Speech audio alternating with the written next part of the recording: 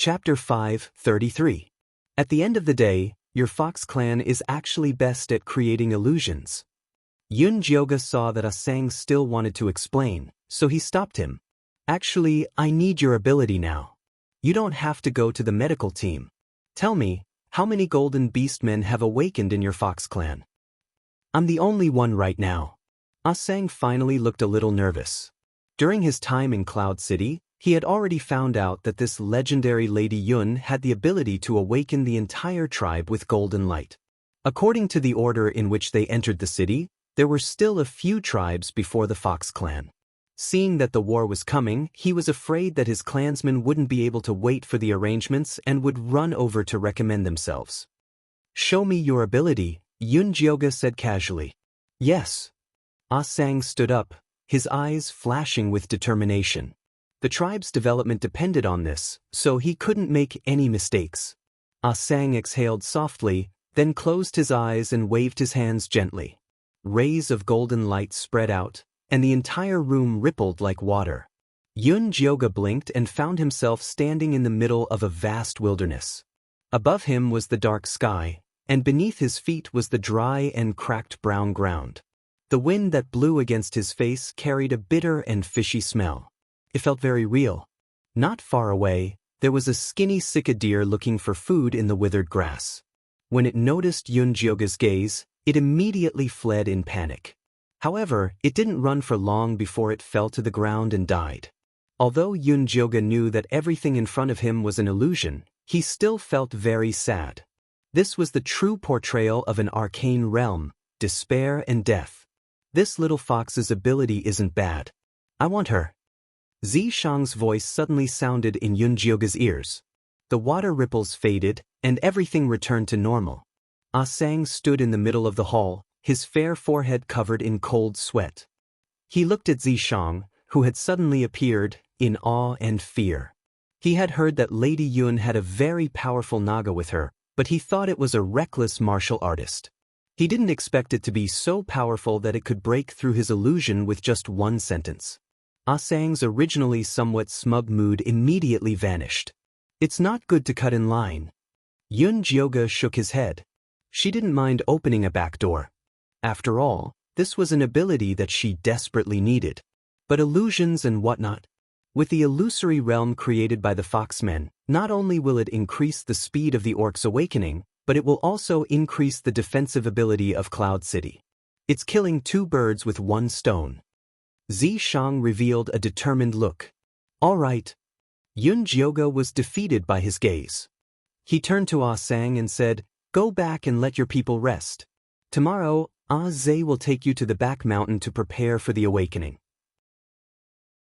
Yes, thank you, Miss Yun. Thank you, Lord Yizi. Asang was overjoyed. He hammered his chest and left. You're in urgent need of healing beasts. You should ask the military advisor to help you filter them out, Zishang said. I've already told him to keep an eye on them, but they're all boars, bearmen, and apemen. Yun Jioga went through the orc tribes that had recently sought refuge with them. Then he noticed a big problem. Why aren't there any leopardmen or lizardmen? When she returned from Grey Castle that day, she immediately asked the Eagle Men to bring Little Blossom and Big Ear's tokens to the leopardmen and lizardmen. Logically speaking, they should have reached Cloud City. Ask the military advisor. Zishang asked Zhe to inform the military advisor to come over immediately. The military advisor soon arrived. After hearing Yun Jioga's question, he replied, Fei and Ping left 5 days ago. The tokens have been successfully sent to the leopardmen and lizardmen. They also drew a map and left food. The leopardmen and lizardmen should be able to reach Cloud City smoothly. Something must have happened if they haven't arrived yet. Immediately send 2 Eagle Men to find them. You must bring them to Cloud City safely, Yun Jioga ordered seriously. She had already done a test.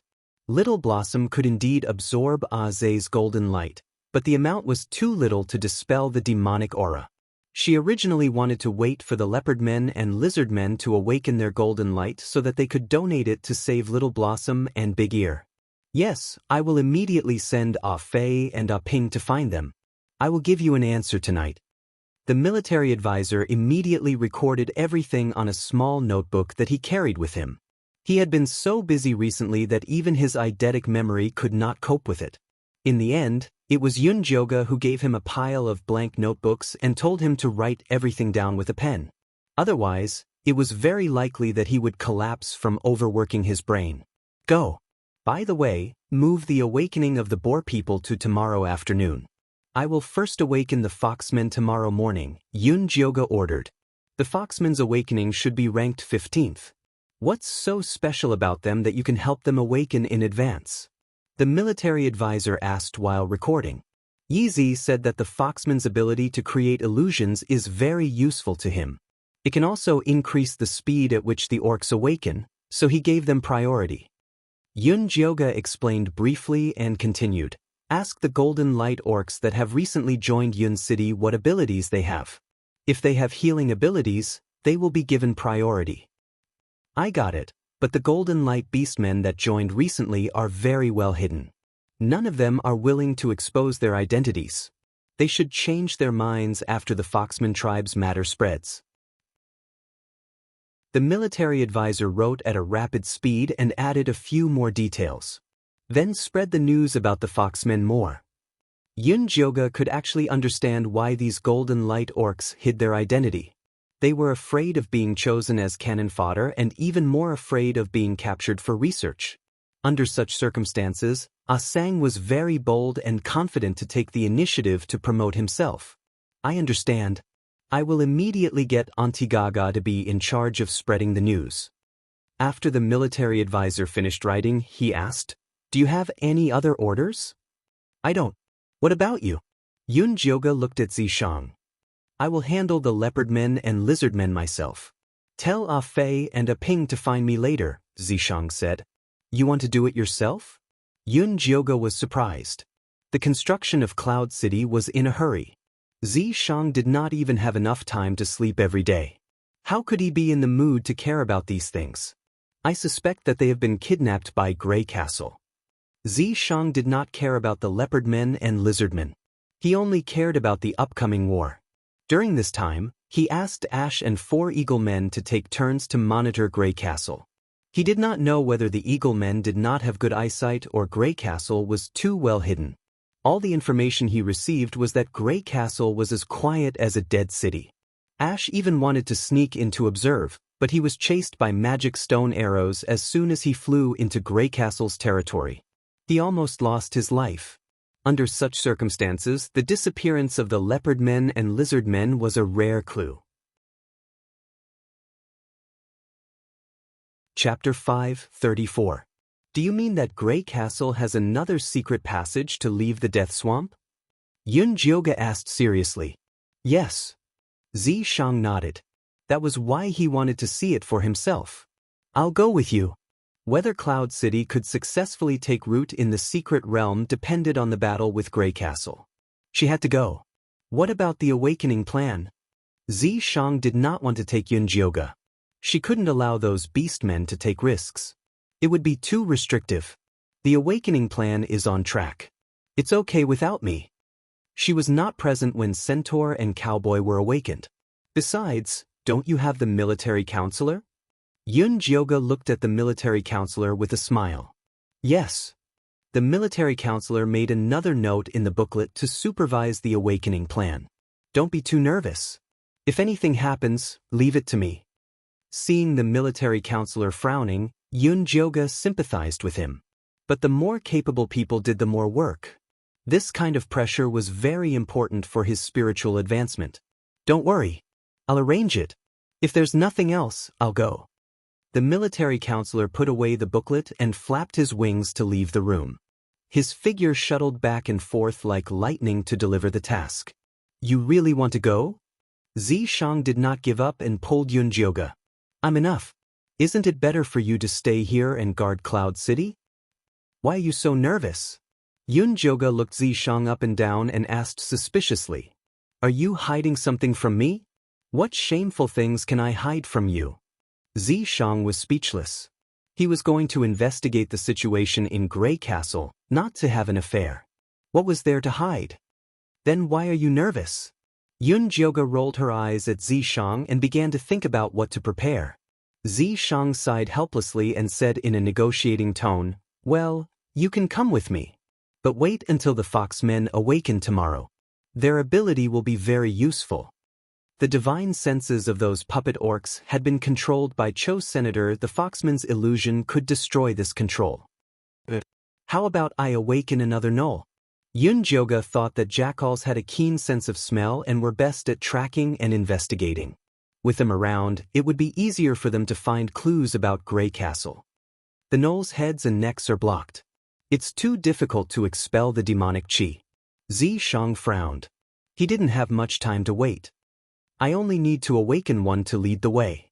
Yunjioga had gained a lot from his research on the golden light.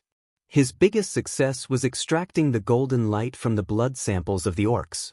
As long as he buried it in the body of an ordinary orc, it would be safe for them to awaken. Give it a try then. Zishang knew that Yunjioga loved to do research. As long as it did not affect the construction of Yunqing, he would not stop it. Help me pick one. Yunjioga brought Zishang to the dungeon where the gnolls were imprisoned. This place was guarded by the oxmen. Although the gnolls had been controlled by the demonic qi, their bodies still had the instinct to eat. As long as the oxmen fed them on time and cleaned the cells regularly, they would be fine. This one. Zishang had his eyes on the gnoll leader. You really know how to stir up trouble for me. Yunjioga sighed. The gnoll leader was the most demonic and the most difficult to expel. You were the one who asked me to pick one. Zishang shrugged. Rather than wasting time on a piece of trash, why don't we use a little more effort to awaken a capable one? Then I'll pick him. Yunjioga felt that Zishang's words made sense. He carried the gnoll leader out of the dungeon. Immediately, a strange smell wafted out. The oxmen only cleaned the dungeon, not the gnoll leader. After vomiting for so many days, it was only natural that he would stink. Clean him up and bring him to the infirmary, Zishang ordered the oxman in charge of the dungeon. Yes. The tall and strong oxman nodded solemnly. Together with the other gnolls on duty, they carefully scrubbed the gnoll leader and brought him to Yunjioga. After being cleaned up, the gnoll leader was quite handsome. His features were cold and deep. Coupled with his dusky eyes, he exuded an extremely sinister aura. Yunjioga took out the golden light blood seed that he had made. The bean-sized golden light blood seed glowed red. There seemed to be blood flowing faintly in it, and it exuded an extremely strong life force. If you bring this thing out, people will probably fight over it. Zishang took it and sniffed it. He found that it contained the light of life. If a mortal consumed it, it would increase their lifespan by 10 years. Of course, don't you know who made it? But in the end, the blood of these orcs is still the best. Although they can't cultivate, their life force is extremely strong. It's a great supplement for bloodthirsty demonic cultivators, Yunjioga said. These beastmen should be thankful that the one they encountered is you. If it were any other cultivator, they would have been concocted into blood pills long ago. Truth be told, even Zishang felt tempted by the thick and pure scent of blood. Other cultivators can't use their spiritual power here. They will only be torn to pieces by the orcs. If it weren't for the fact that she could use her divine power, she would have ended up in a miserable state. Nangongyu isn't torn to pieces. Also, I don't know what's going on with the golden core cultivators who came in through other means, Zishang said while squinting. Maybe they went to a different arcane realm than us, or maybe they're secretly plotting something. Yunjioga often thought about this question, but he could not think of a reason no matter how hard he thought about it. That's why we have to become stronger before they start their plot, Zishang said. Why do I feel like we're in danger every time you analyze the current situation? Why do I feel like time is tight? Yunjioga looked suspicious. Zishang must be doing this on purpose. You're right. Hurry up and wake this gnoll up. We'll leave as soon as possible. Zishang patted Yunjioga's shoulder to show his encouragement. If it weren't for you, I would have called it a long time ago. Yunjioga grabbed the golden light blood seed and hit the gnoll's left arm. The gnoll looked like he was in pain. A faint red golden light spread from his arm to his heart. It began to fight the demonic qi. We can't go on like this. Yunjioga looked at the retreating golden light on the knoll's body and turned to Zishang. We have to get him into the dungeon to activate the illusion. It's too much to activate the Jiu Yin illusion for him alone. Get Zhe to get that foxman called Sang to try. Zishang shook his head. They had brought limited spirit stones. They had to use them when it mattered. They let him try. Yunjioga called Zhe in and asked him to get Sang as soon as possible. Chapter 5:35. Zhe came to the Foxman tribe's territory like lightning and brought Sang over. Sang didn't look too nervous. It was as if today's accident was within his expectations. There was no such thing as a free lunch. He knew the test wouldn't be this easy. However, when he walked into the treatment room and saw the knoll standing inside, he was still shocked. You know him? Yunjioga immediately caught Sang's expression. Thank him, his name is 8. He's the leader of the gnolls. Sang nodded and calmed down again. It's even better that you know each other. If you can help this gnoll awaken, your tribe will be able to successfully start the awakening plan tomorrow. If not, the Foxman tribe will leave Cloud City, Zishang said calmly. I'll try my best. Sang nodded and looked straight into the eyes of the leader of the gnolls. He shouted anxiously, 8, it's not good. Lilia is injured. Come and save her. Yunjioga couldn't help but raise his eyebrows when he heard this. It seemed that Sang and 8 not only knew each other but were also very close. When 8 heard Sang's voice, a pained expression appeared on his face. The golden light on his body rose. 8, Lilia can't make it. You can only save her by awakening the golden light. Wake up, hurry. Sang's voice was getting more and more urgent. The golden light on his fingers moved slightly, and an illusion immediately enveloped 8's body. Lily, Lily! 8 squeezed out these 3 words. The golden light on his body exploded, and his arm turned into a huge claw that grabbed at Sang. Yunjioga reacted quickly and immediately pulled Sang to the side. 8's hand landed on the ground and smashed a big hole. He turned around and wanted to attack Yunjioga, but he was hit in the chest by Zishang. He spat out a mouthful of thick gray blood. Thank you, Miss Yun. Sang looked at 8 on the ground and let out a long sigh. Are you very close to him? Yunjioga asked. Our tribes are very close. When we were young, 8 often took us to play together. Sang nodded. There was a trace of nostalgia on his charming face. Who is this Lilia you mentioned? Yunjioga asked again. 8's little sister and my fiancé. Sang's expression was gloomy. Where is she now? Yunjioga did not expect Sang to have such a relationship with the gnolls. I don't know. Sang looked confused and said, a year ago, the black rain came again, and the gnoll tribe was flooded in the lowlands. After the entire tribe migrated, no one knew where they went. I've been asking around for their whereabouts, but I couldn't find them. Not long ago, I heard that the lupus people had been corrupted by demonic energy and turned into puppets. Miss Yun, since you are willing to help 8 awaken, please save the lupus people. Sang pleaded. I awakened 8 because there is a quest that requires his ability. The gnolls did many bad things when they were controlled by the demonic energy. If he wants to save his people, he must first atone for his sins. He only needed one gnoll to search for clues about Grey Castle, so Yunjioga did not want to waste time awakening other gnolls. 8 is a very responsible and good clan leader. What happened in the past was not his own intention. As long as he is given a chance, he will definitely try his best to make amends. Sang quickly put in a good word for his good friend. It's not up to you to decide whether he will try his best or not. While Yunjioga was speaking, Zishang had already woken 8 up. Where is this? What happened? 8 shook his head vigorously, his eyes full of confusion.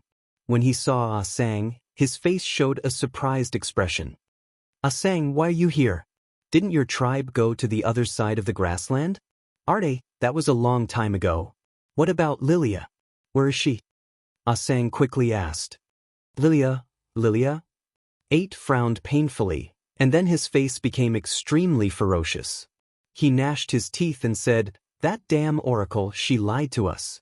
I'm going to kill her. As he spoke, he was about to rush out of the door. Wait, tell me what happened. What did the oracle lie to you about? Yun Jioga blocked 8's way. For you. 8 looked at Yun Jioga vigilantly.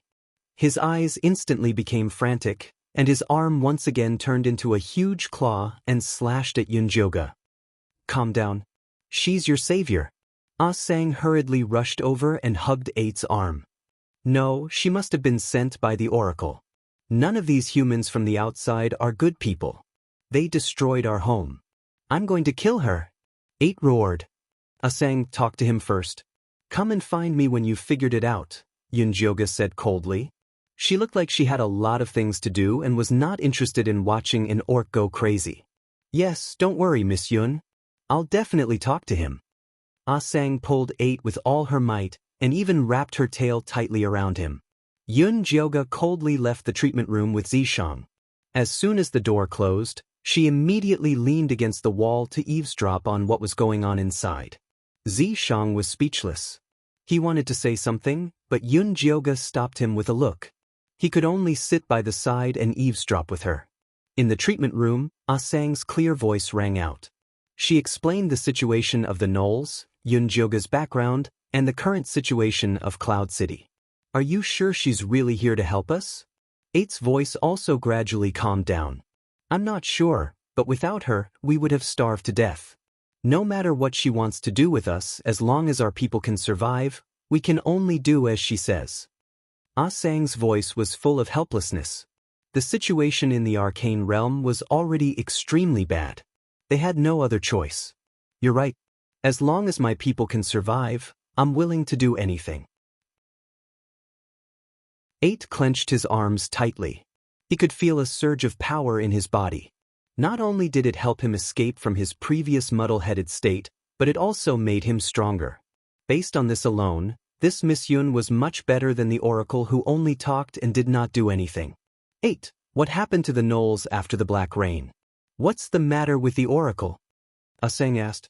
The oracle is a big liar. 8 clenched his teeth and told the whole story. The Black Rain came too suddenly. After their tribe was submerged, they could only move higher up. Lilia was seriously injured while protecting a playful cub of her tribe during the migration. The aura of death spread throughout her body, and she was on the verge of death. Just then, their tribe met a woman and 3 men who came from the outside world. The woman called herself the Oracle and said that she had a way to cure Lilia's injuries caused by the Black Rain. At that time, he was already in a panic. He could only try his best and ask the Oracle for help. Chapter 5:36. Then was Lilia saved? Ah Sang asked nervously. She was saved. After the oracle saved Lilia, she gave us food and weapons, as well as a god stone that can make the gaga grass grow better. Our tribe was doing well at first, until Lilia discovered that the oracle was arguing with her companions, and the argument was related to the gaga grass. Not long after, the 2 companions of the oracle disappeared, leaving behind a gloomy and cold man. Lilia told me that the oracle was very strange. She told us to give up on growing the gaga grass and plan our escape route. Not long after, she disappeared as well. I brought my tribesmen to capture the oracle, but my head suddenly exploded. Since then, I've been searching for iron mines and rabbit men. When I woke up, I was here. 8 held his head in pain and said, "It's all my fault. I was too careless to trust those outsiders." Not all outsiders are evil. Miss Yun is a rare good person. I believe that as long as we follow her, we will be able to find Lilia one day. Ah Sang patted 8's shoulder calmly. Hearing this, Yun Jioga whispered to Zishang, "This foxman is not bad. He's very clear-headed." "He's all right." Zishang did not comment. "Oh right," 8 said that the oracle was arguing with his companions. Could it be Nangong Li and Bailey Moyun? Yun Jioga turned and looked at Zishang with bright eyes. She knew that Nangong Li and Bailey Moyun were not in cahoots with Nangong Yu. Let's call 8 out and ask him. Zishang had enough of eavesdropping. He opened the door and called 8 and Ah Sang out. "Miss Yun, I apologize for my rudeness earlier." 8 bowed deeply to Yun Jioga. "I forgive your rudeness." Jioga nodded reservedly, then asked, "You said that you saw the oracle and his companions. What did they look like?" "One woman and 3 men. They were all very good-looking." 8 racked his brains but could not think of any adjectives other than good-looking. "Don't say any more. Just let them see. Close your eyes and try your best to imagine what they look like." Sang patted 8's shoulder. 8 obediently closed his eyes. However, he frowned deeply, looking like he had suffered a great deal of hatred. Sang placed her hand on his forehead. The golden light flickered and turned into a light screen. Inside the light screen was a woman and 3 men. The woman was dressed in a sky-blue magical robe. Her skin was fair, and her features were picturesque. Her chin was exquisite and small, and her nose was straight and delicate. The corners of her rosy lips were slightly curled up, as if she was smiling. Just looking at her would make one feel happy. It was Nangong Yu. Standing beside her were Nangong Li Bailey Moyun, and an enlarged version of Cho Sr. It really is them. Although Jioga had been guessing, now that he saw the image, he had proof. "Memory reading, that's a pretty good ability," Jioga praised. "Thanks for the compliment." Sang smiled shyly. At first, he didn't want to reveal this ability, but for Lilia and 8, he had to be more useful. "Can you read the content of the argument between the oracle and his companion?" Jioga asked again. "Let me try." Sang's fingers moved slightly, and the image on the light screen immediately changed. A petite, fair-skinned jackal girl appeared on the light screen. She said to 8 in a low voice, "Big brother, I heard Master Li and Master Moyun arguing with the oracle yesterday. They said that the gaga grass is for pregnant women and that we can't do it. I don't feel good about it. Let's not plant the gaga grass. Let's go find Sang." That's all 8's memory of the argument. Sang's voice was tired. The golden light on his hand gradually dimmed. The memory reading ability consumed a lot of energy, and he had reached his limit. "Enough." Jioga nodded and said to Sang, "You've passed the test. Tomorrow, bring your clansmen to awaken on time, and then go on a mission with us. The military counselor will tell you the details of the mission." As for 8, Jioga's gaze fell on the extremely nervous 8. He said coldly, "If he can complete the mission, I'll consider helping him awaken another clansman." "Yes, thank you, Miss Yun." Sang quickly nodded. He was very clear about the current situation of the jackal people. It took more effort to awaken one than to awaken a clan. This reward was very extravagant. "Let's go find the military counselor." Jioga waved his hand and let Sang and 8 leave. "The fox men are very useful. Am I right?" Zishang raised his eyebrows. Jioga had doubted him before. "Yes, your decision is always right." Jioga almost gave Zishang a thumbs up to show his admiration. "Rest early. We'll set off immediately after the awakening of the foxmen." Zishang rubbed Jioga's hair and took her to rest. The next morning, Jioga personally presided over the awakening of the foxmen. The awakening process was very smooth. Unfortunately, except for Sang, the other foxmen only awakened ordinary illusion abilities. In the end, Zishang organized them into a scouting team, which was responsible for patrolling and investigating the surrounding situation together with the Eagle Men. On this trip to Grey Castle, Jioga mainly brought the members of his guard team, the Rabbit Man Meng and Maya, the Eagle Men Hoodlum and Zay, and Sang and 8. "Let's go to the encampment of the Leopard Men and the Lizard Men first. You guys sit on Hoodlum." Zishang asked Sang and Zay to turn huge. He and Jioga sat on Sang while the other orcs sat on Sang. Then, they flew to the encampment of the Lizard Men and Leopard Men. Jioga didn't know if it was an illusion, but he felt that the aura of death in the secret realm was getting thicker. The earth was like a toad struggling at death's door, and the skin on his body was already dry and cracked. Many beasts lay among the withered grass and trees. Their bodies were covered with black scars of death and emitted a foul smell.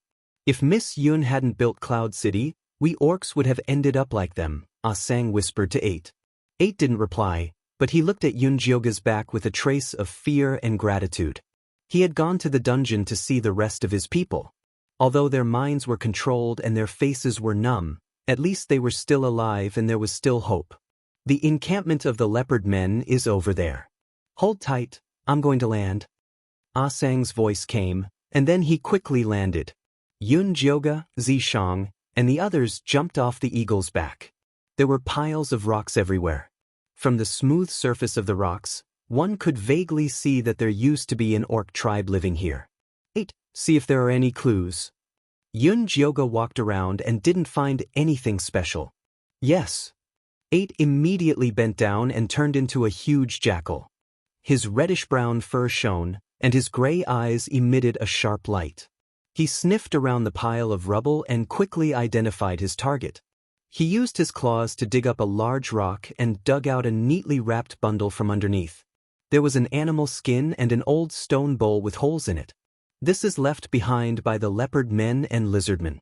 They agreed to migrate together, Ah Sang said. Yun Jioga flipped through the things.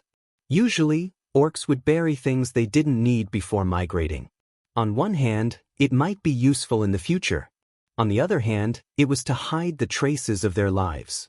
It seemed that the leopard men and lizard men left very calmly. 8. Can you find their route of departure? Zishang asked.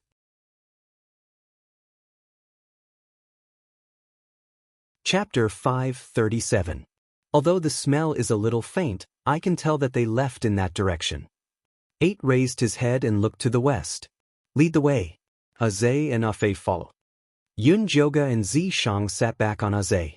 The 2 black eagles followed behind 8. Art sprinted across the land, occasionally stopping to sniff at a fork in the road, then moving on.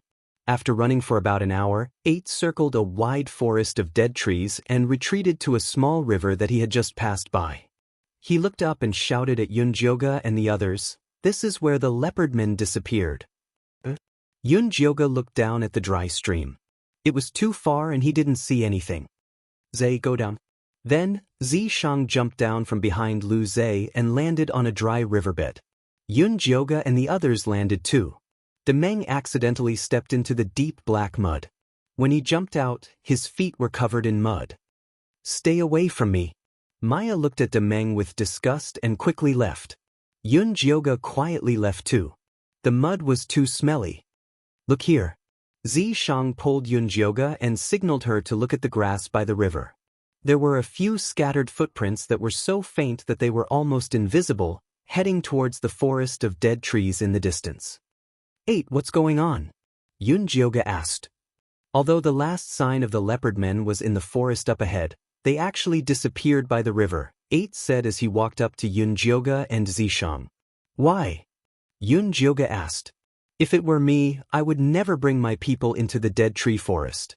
The footprints are too clear. Someone must have set it up, 8 said. Okay, everyone search around here. North, south, east, west, pick a group each. Yun Jioga also wanted to pick a direction but was stopped by Zishang. This river seems to have dried up not long ago. Zishang squatted down and picked up the mud on the riverbed. It was still very wet. Could they have been attacked while drinking here? Yun Jioga also squatted down and asked. Very likely. Zishang glanced at the messy footsteps by the river and said, something unexpected must have happened at that time. Where will they be taken? Yun Jioga got up and looked around. The vast wilderness was empty except for the dead trees. I don't know about that. Without using demonic power and divine abilities, even he would have a hard time finding the missing leopard men and lizard men. About half an incense's time later, Ah Zay and Ah Fei flapped their wings and came back to report. Miss Yun, the east side is the wilderness. The end of the wilderness might be a cliff, or it might be the death swamp. If we want to investigate clearly, we will need to fly for at least 2 days. Then, Demeng and Maya returned. The west side is also in the wilderness. We didn't find any movement from the leopard men or the lizard men. Then 8 and Ah Sang also came back. Seeing Yun Jioga's questioning gaze, Ah Sang shook his head helplessly and said, we didn't find anything here either. That leaves the dead tree forest. Yun Jioga looked at the forest shrouded in black mist. Miss Yun, I'm very sure that they disappeared near this river. 8 still insisted on his opinion. You 3 teams will change directions and search again. Yi and I will go check the forest. Since someone pushed the clues to the dead tree forest, there should be some traces left behind, Yunjioga said. Miss Yun, the dead tree forest is too dangerous.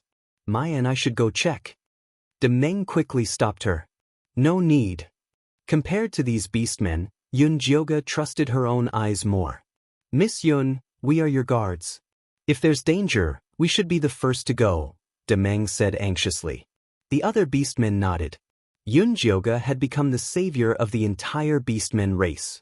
If anything happened to her, the entire guard team would be too ashamed to go back and see their people. You stay here and help 8 find clues. This is an order. Yunjioga's face turned serious. Guards being too loyal was also a problem. Demeng's ears were about to stand up. He was about to say something, but Maya stopped him and shook her head. Before entering the guard team, the advisor gave all the beastmen a lesson. He only emphasized one thing. They must listen to Miss Yun and Master Yizi. If they couldn't do it, they should leave. Miss Yun, Master Yizi, at least let me carry you over. Aze said. No need, we'll be back soon. Yunjioga felt helpless seeing how the sky was about to fall on Zay and the rest of the orcs. It seemed that she had been too focused on her research that she became a weak chicken in front of the beastmen. It seemed that she had to show them her power when she had the chance. Let's go. Zishang pulled Yunjioga and disappeared from their sight. Moments later, they arrived at the dead tree forest. Clues. Zishang pointed at a dead tree ahead. These traces do seem intentional. Yunjioga looked at the paw print on the tree. It was left by the leopard. Let's go in and see. Zishang followed the trace into the forest. There were gray-white trees everywhere. The black leaves floated with a faint black gas. It had a nauseating smell. The paw print left by the leopard race was very clear. There were clues every few trees. It spread towards the center of the forest. It's probably a trap ahead. Do we still go? Yunjioga looked at the arrow. The black gas there was like a whirlpool. Of course we have to know yourself and know your enemy, and you will never be defeated in 100 battles. We need to find out what kind of cards Cho Sen and Nangong you have. After saying that, black scales immediately covered his entire body. He then led the way. Yunjioga only took 2 steps behind him when she felt something heavy under her feet. A gray vine grabbed her ankle and pulled her into the forest. Zishang turned and stomped on the vine, protecting Yunjioga behind him. The dead trees in the forest started to boil. The dead trees swarmed toward them like sharks that had smelled blood. Countless tree vines attacked them. Open your spirit eye and find the tree core. Zishang carried Yunjioga and moved left and right. He punched the trees in front of him. However, there were more and more trees. Even if they were broken, they would regrow. There was no time to stop. Yunjioga opened his spiritual eye to search around and finally found a ball that was flickering with gray light that was constantly moving around. It was undoubtedly the dead tree's heart. There. Yunjioga flicked her moon spirit thread to the gray orb. Zishang turned into a snake tail and whipped in that direction. All the dead trees in front of him turned to dust. Yunjioga used her moon spirit thread to wrap around the gray orb. Just when she was about to crush it, she heard a terrified cry. Don't kill me.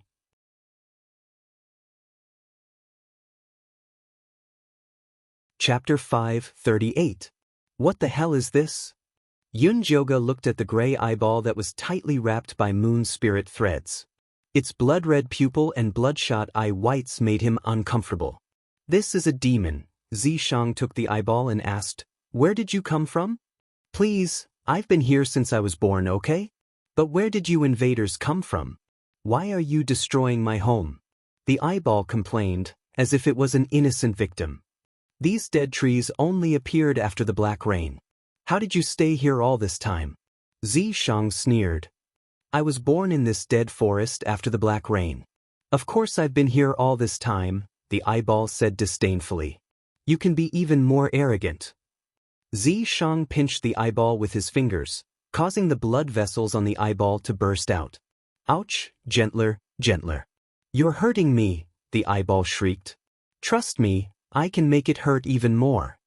Xianxia's lips curled up, his gaze cruel. Don't be like this. Keeping me around is good for you, the eyeball shouted in panic. What good can you do? Jioga raised an eyebrow. I know everything, the eyeball said proudly. Then can you tell me where the black rain in this hidden realm came from? The eyeball froze. Then can you tell me how to dispel the demonic chi and restore the hidden realm's vitality? Jioga asked again. No, I can't. The eyeball suddenly felt so useless. Then what's the point of keeping you around? Jioga stared at the eyeball's red pupil emotionlessly. Wait, did you come here to find those stupid leopards and lizards? I know where they are. I can take you there, the eyeball hurriedly shouted. Xianxia and Jioga looked at each other. Then tell me, where are they? Jioga asked. Those stupid leopards and lizards are locked in the river up ahead.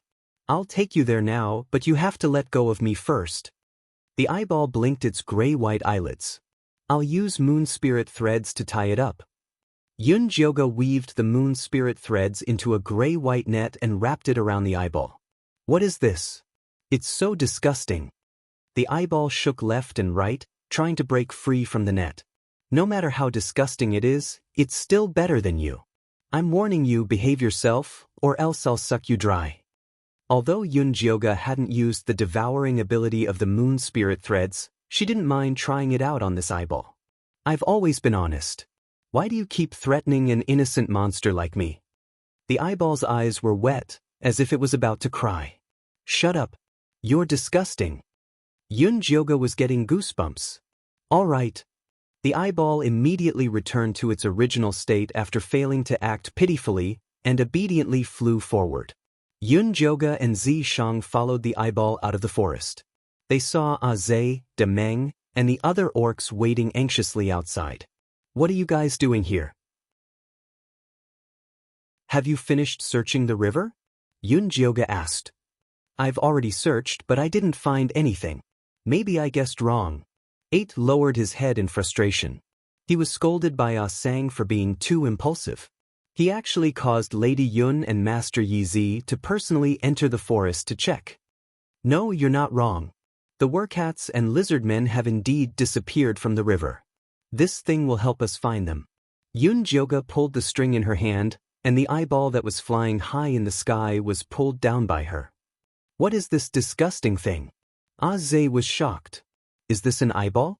Oh my god, it's alive. It can move and fly. The shocked orcs all came over. Maya even wanted to touch the eyeball. Go away, you stupid orcs. I'm a great and noble monster. I'm not someone you lowly beings can dream of. The eyeball flew up proudly and looked down at the orcs. It also glanced at Jioga and Xianxia. Great my ass, take us to the leopard people. Jioga shook the moon spirit threads, and the eyeball spun. Stop bullshitting, I'll take you there now. The eyeball flew into the river and circled around the mud Demeng fell into before saying, It's here. We've checked this place many times. There's nothing but mud.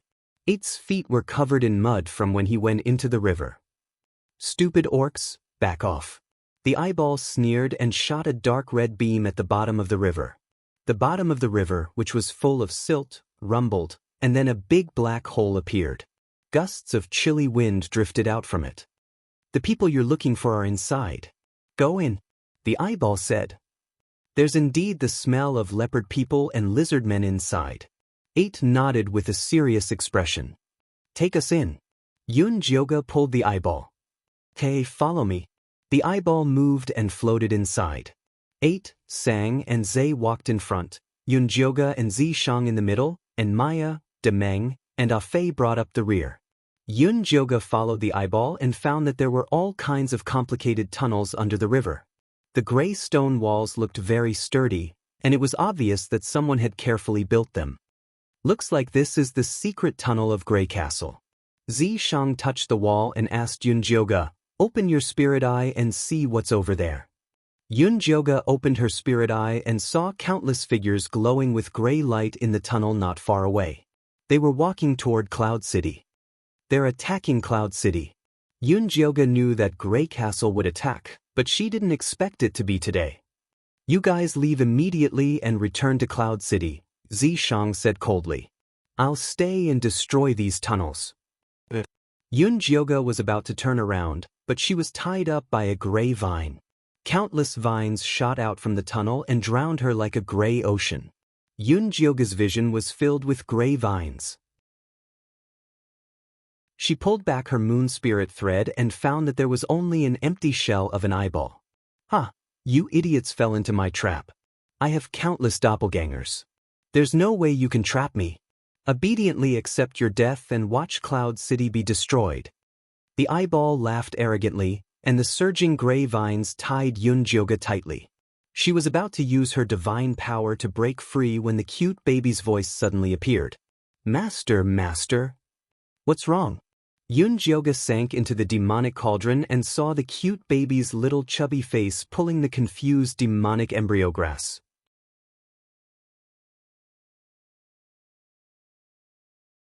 Chapter 539.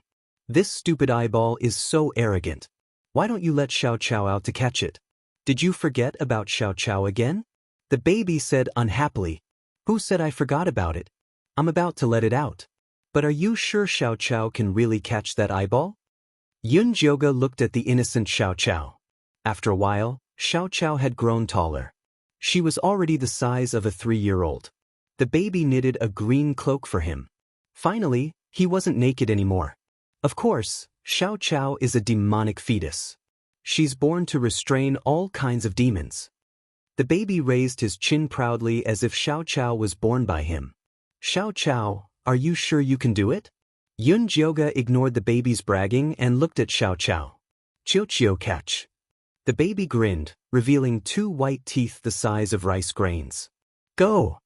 Yunjioga released Xiao Qiao from the demonic tripod. The gray vines that were attacking Yunjioga suddenly trembled. They turned and ran as if they saw something terrifying. Qiu, don't run. Black mist floated around Xiao Qiao. She ran toward the floating eyeball with her short legs. Ah, the brat, go away. The eyeball screamed and flew toward the exit. Catch! Xiao Qiao stretched out her meaty claws and grabbed at the sky. The eyeball was immediately fixed by an invisible magic. It struggled with all its might. Its eyes were even bursting with blood vessels, but it still didn't move. Ah, Qiu. Xiao Qiao stood on her tiptoes and plucked the eyeball. She rubbed it in her hands as if she had gotten a new toy. Save me, the eyeball begged for mercy. Don't you have countless clones? Run again. Yunjioga broke free from the gray vines and took the eyeball from Xiao Qiao's hands. He pinched it hard. King, have mercy. The eyeball begged pitifully. Actually, I'm just a clone. It was destroyed just now. Remove these vines immediately and release my companions, Yunjioga ordered fiercely. Yes. The eyeball removed the sea of gray vines as quickly as possible. Zai and the others fell to the ground, but they didn't see Zishang. Where did the other one go? Yunjioga asked the eyeball. I don't know. He disappeared just now. His eyeballs moved left and right as if he was shaking his head. Miss Yun, Master Yizi went out from the side tunnel. He wants you to take us away. He's in charge of destroying the tunnel. Zai got up dizzily. When did he tell you? Yunjioga asked. Just before the branches came out. As soon as he said that, there was a rumbling sound in the distance. Debris kept falling from the tunnel.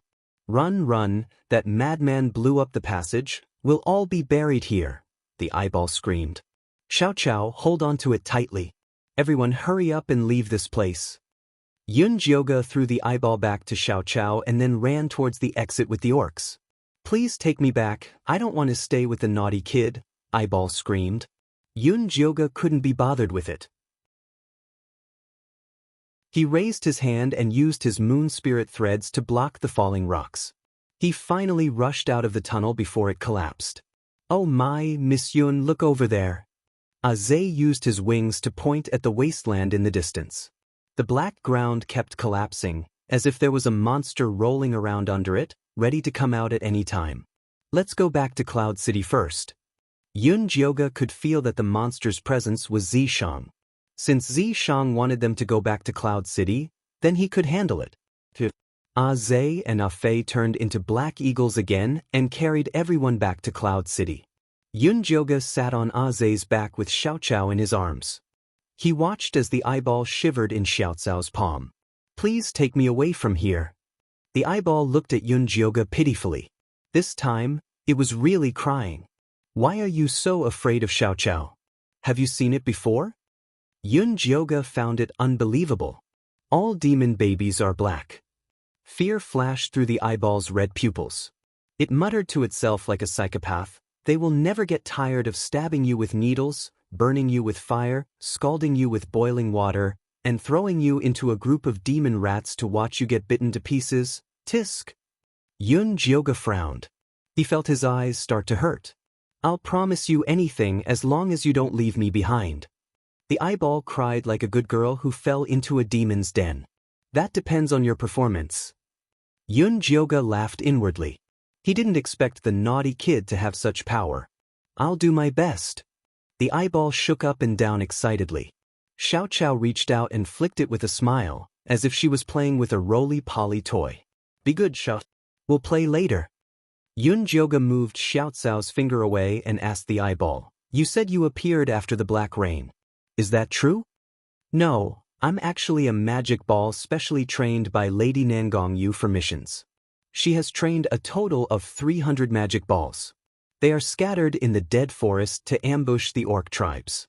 After we catch the orcs, we send them to Lord Chosen of Grey Castle to make puppets to attack Cloud City. The eyeball immediately explained in detail. What's Nangongyu's real identity? Why does she train monsters?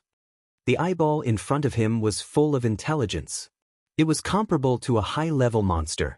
It wasn't something an ordinary person could train, not even 1,000 killers. That guy only knew how to fight and kill. It couldn't do such a delicate job. I don't know what Nangongyu's real identity is. After I was trained, I was thrown into the dead forest. She only gives us missions through the magic pool, the eyeball answered honestly. What's the magic pool? Yun Jioga asked again. It's the place where we were born.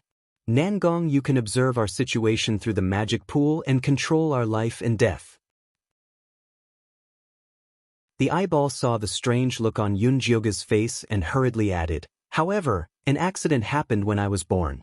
Nangongyu had already lost control over me. That's why I'm so smart and adorable. What happened when you were born? Yun Jioga asked curiously. I don't know. I don't have that kind of memory. But I know I'm different, the eyeball said with a hint of pride. I can see that. Such a strange personality was indeed not something an ordinary monster could have. Really? You're really my confidant. I heard those stupid orcs call you Lady Yun. Can I call you that too? As long as you don't leave me with this naughty kid, I'm willing to swear loyalty to you.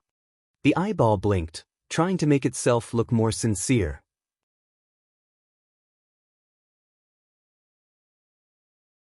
Chapter 540. I don't need your loyalty. You just need to answer my questions honestly. Yun Jioga interrupted the eyeball's nagging and asked, when did you give the order to attack Cloud City? Today. I suspect Nangongyu has spies in Cloud City. She gave the order to attack the city right after you left. The eyeball said seriously, Master, I'm good at finding spies. You can leave it to me. First, there are no spies in Cloud City. Second, I'm not your master. Yes. Yun Jioga put the eyeball back into Xiaoqiao's hand. Don't give me to him. The eyeball screamed. Xiaoqiao giggled. She grabbed the eyeball with her meaty claws and rubbed it. She was having a lot of fun. You can scream louder. I'm sure Xiaoqiao will be happy. Yun Jioga reminded it kindly. The eyeball immediately stopped screaming. Its eyelids drooped and turned into a gray ball. No matter what Xiaoqiao did, it wouldn't make a sound. Qiu, stop screaming. Xiaoqiao said to Yun Jioga disappointedly. Let it scream when we get to Cloud City. Yun Jioga patted Xiaoqiao's head. Xiaoqiao put the eyeball into the pocket of her green cloak and patted it. She asked expectantly, Are we there?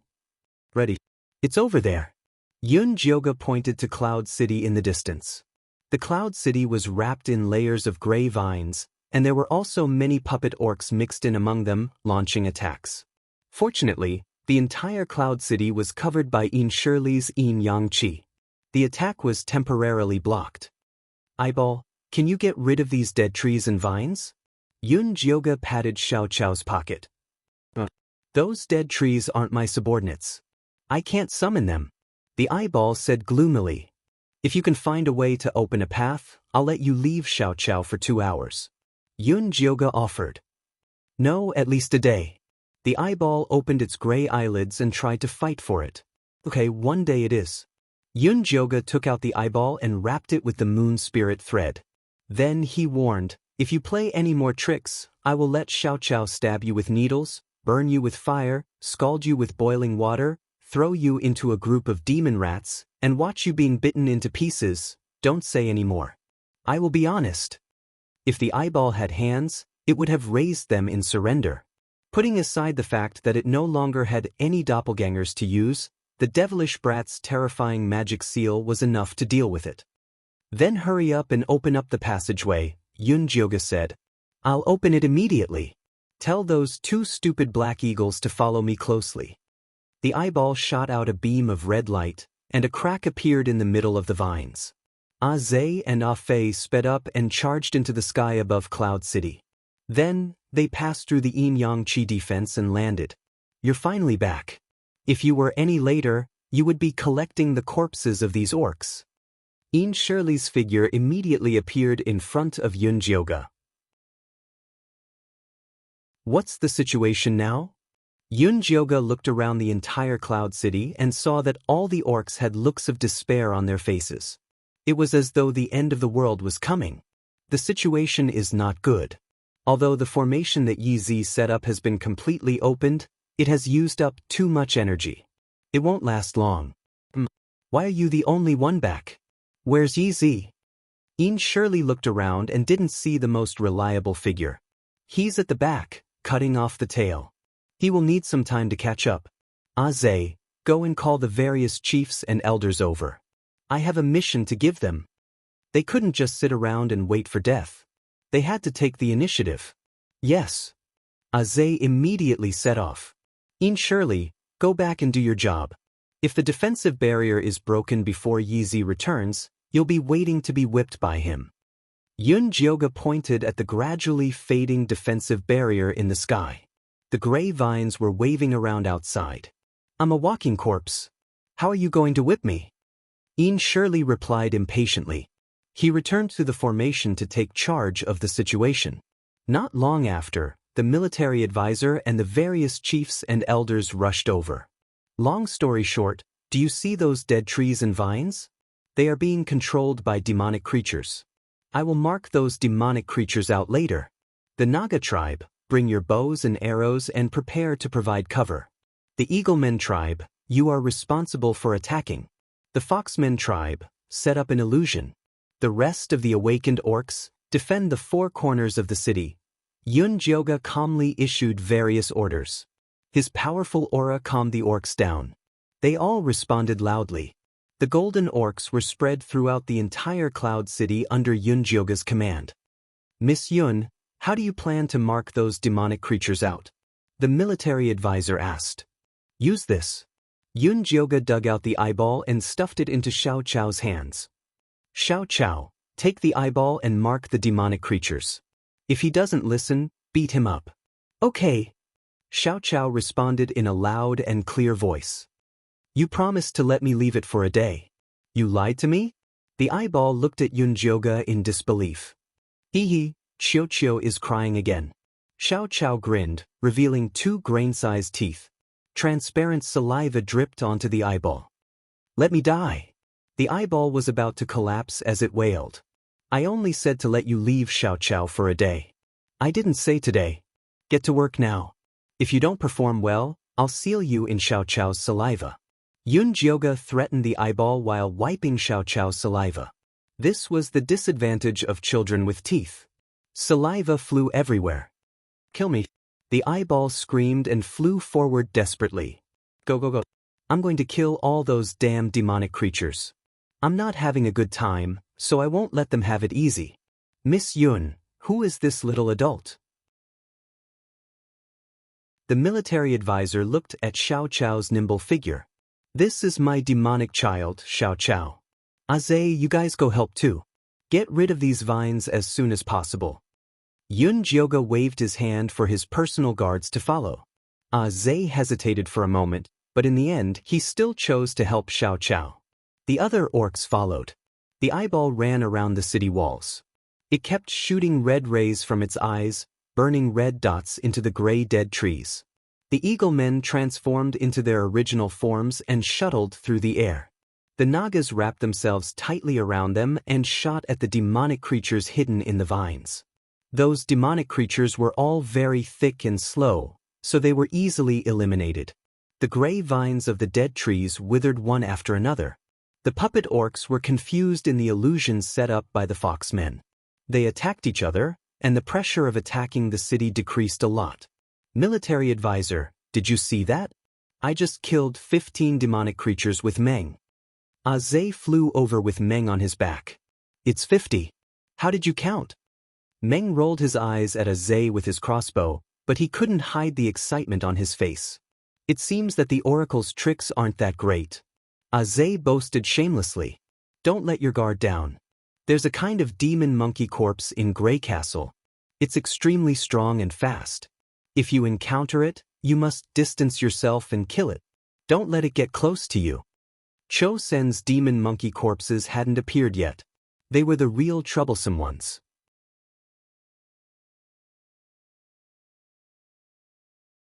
Chapter 541. Isn't it just a monkey? I'm the best at dealing with monkeys. Azay said with a confident face. Those aren't normal monkeys, those are. Before Yunjioga could finish, he was interrupted by a sharp scream. He saw 3 monkey demon Een corpses appear in the southwest corner, tearing several tall and strong bear people in half with their bare hands. Blood splattered everywhere, causing the beast people to scream in fear. The arrogant eyeball floating in the air saw the monkey demon Een corpses and immediately shrank back into Xiao Chao's pocket. Bad monkey, hit, hit, hit. Xiao Chao moved his short legs and charged at the monkey demon Een corpses. Careful, don't get close to it. Yunjioga also quickly charged over and used the moon spirit thread to tie up the monkey demon Een corpses. Although Xiao Chao's body only reached the knees of the monkey demon Een corpses, he bravely stepped on the knees and jumped onto its head. He covered the monkey's head with one hand and sucked it dry. Do your best, Xiao Chao. The little baby excitedly shouted in Yunjioga's sea of consciousness. How did Xiao Chao suddenly become this strong? Yunjioga watched in shock as little grass jumped around the 3 monster monkey Een corpses like a nimble little rabbit, sucking them dry without any effort. Hey, when I was helping you find seeds, I found some soul-eroding demon flower essence, so I gave it to him. The little baby proudly said. Soul-eroding demon flower, what is that? Yunjioga had never heard of it before. That is a heaven-level demon. After eating it, it has the ability to forcefully steal the demon soul. It is the most suitable for Xiao Chao. The little baby proudly said. It really is suitable. Yunjioga saw Xiao Chao easily kill the 3 monkey demon Een corpses. His heart was filled with an indescribable joy. Master, I killed them all. Xiao Chao bounced over to Yunjioga, looking up with a small face like he was asking for praise. Good job. Yunjioga rubbed his little head. Master Xiao Chao is truly too strong. The eyeball that had been hiding came out and began to run around Xiao Chao. Flatterer. Yunjioga snappily flicked the eyeball and asked, Aren't you a demon? Why are you afraid of a few monkey demon Een corpses? Those are not normal monster monkey Een corpses, they are infused with devil souls. The eyeball confidently said, Cho Sen is very good at this. He also has a super large and powerful monster monkey Een corpse. It is equivalent to a human nascent soul cultivator. He actually got his hands on an original level monkey's corpse. Yunjioji's heart skipped a beat. He had a bad feeling about this. Oh no, he's here. The eyeball suddenly screamed and tried to hide again. Who's here? Yunjioga quickly grabbed it. It's Cho Sen, he brought the monster monkey in corpse over. Don't let him discover my existence, otherwise I'm dead for sure. The eyeball broke free from Yunjioga's grasp and hid in Xiao Chao's pocket shivering.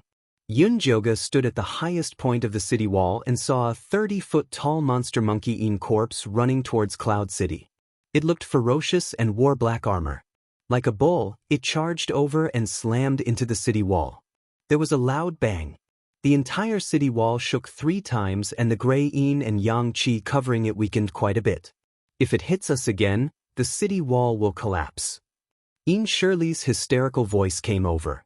Zhe immediately charged at the black-armored monster monkey. The other beastmen also used their own methods. The illusion array and 10,000 arrows all shot out. The black-armored monster monkey opened its mouth and let out an angry roar. An invisible sound wave spread out, not only blowing away the arrows, it also caused internal injuries to the eagle man in the sky. Zhe's body shook, but he still fell to the ground with Meng. Bad monkey! Xiao Chao let out an angry scream and charged at the black-armored monster monkey. Go back, this isn't something you can deal with. Yunjioga threw Xiao Chao back into the demonic cauldron. The moon spirit threads wrapped around the black-armored monster monkey and the gray devouring threads pierced into its body. He never thought that the black-armored monster monkey's body would be as hard as rock and the moon spirit threads couldn't pierce through it. Yunjioga was about to increase his divine power output when the black-armored monster monkey's body suddenly released a dazzling black light that bounced off the moon spirit threads. Yunjioga felt like her chest was hit by a hammer. Her body swayed and she fell off the wall. The black-armored monster monkey immediately reached out its furry paw to catch her. Yunjioga shot out the moon spirit threads to stabilize herself and successfully avoided the black-armored monster monkey's attack. She used the last of her divine power to open her spirit eye and finally found his demon core on his forehead.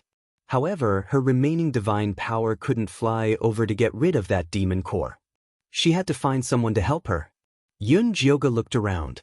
The orcs were all badly injured, and the eagle men were even more dizzy from the sound wave just now, flying all over the place. Just as despair rose in her heart, the spirit beast pouch trembled and a sturdy figure flew out of it. Ow ow ow! I'm starving! Dummy flapped its wings and was about to look for food when it realized the situation in front of it was a bit strange. A gray castle with many beasts that looked like humans and many black eagles that looked like it. What was going on? Dummy, get out of the way, Yunjioga screamed. Only then did Dummy realize a huge black gorilla was reaching out to catch it. Dummy's golden light flashed and it quickly avoided the black-armored monster monkey's attack and instantly arrived beside Yunjioga. Ow ow ow, hungry hungry hungry. You nail that monkey's forehead and I'll let you eat cherry pills until you're full. Yunjioga took out the bottle and shook it in front of Dummy. Dummy opened its eyes wide and immediately spread its wings to rush toward the black-armored monster monkey. The black-armored monster monkey waved its hands to slap Dummy to death, but it always nimbly dodged it. Dummy found an opportunity to stare at the black-armored monster monkey's forehead, but it cried out in pain. Dummy, as long as you can stare at its forehead in the time it takes for a stick of incense to burn, I'll add another bottle of celestial dew. Yunjioga raised the stakes. Dummy's eyes lit up with excitement and stared down like a woodpecker. The black-armored monster monkey let out a series of angry howls. Unfortunately, Dummy was completely immune to its sound wave technique. Dummy finally stared at the black-armored monster monkey's forehead in the time it took for a stick of incense to burn. Go, little grass. Yunjioga took little grass out of the demonic cauldron and threw it at the black-armored monster monkey. Little Grass's fat body rolled a few times in the air before safely landing on the demon monkey in corpse's head. It reached out to the black-armored monster monkey's forehead and the surging black light was pulled out. The black-armored monster monkey let out a miserable cry of pain, but it was still killed by Little Grass. Good job. Yunjioga let out a sigh of relief when he saw a black cold wind blow by. Little Grass's figure instantly disappeared and then reappeared in the distance. Yunjioga, long time no see. Cho Sin grabbed Little Grass's collar and revealed a sinister smile at Yunjioga.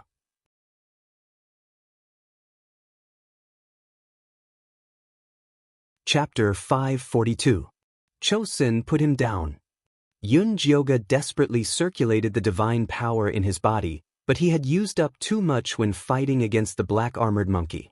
The remaining bit was only enough for one attack. I can put him down, unless you trade me that fat bird and the secret to awakening the orcs. Cho Sin looked greedily at Dummy. Ow ow ow. Dummy immediately roared angrily. He opened his mouth and spat out 2 fireballs. Cho Sin used Xiao Xiao as a shield and all the fireballs hit Xiao Xiao. Dummy, shut up. Yunjioga glared at Dummy. Dummy immediately didn't dare to make a sound. What do you, a demonic cultivator, want this bird for? How about this? I'll trade you with the top secret technique of the corpse sect. Yunjioga tried to negotiate with Cho Sr. Huh. Cho Sin laughed wildly and looked at Yunjioga like he was an idiot. Why would I take the lousy technique of the corpse sect? You're not Cho Sin, Yunjioga suddenly said. No matter how arrogant Cho Sin was, he wouldn't look down on the technique of the corpse sect. You're indeed the reincarnation of a goddess. You have a good eye. Cho Sin smiled and admitted it without hesitation. Who are you and what's your relationship with Nangongyu?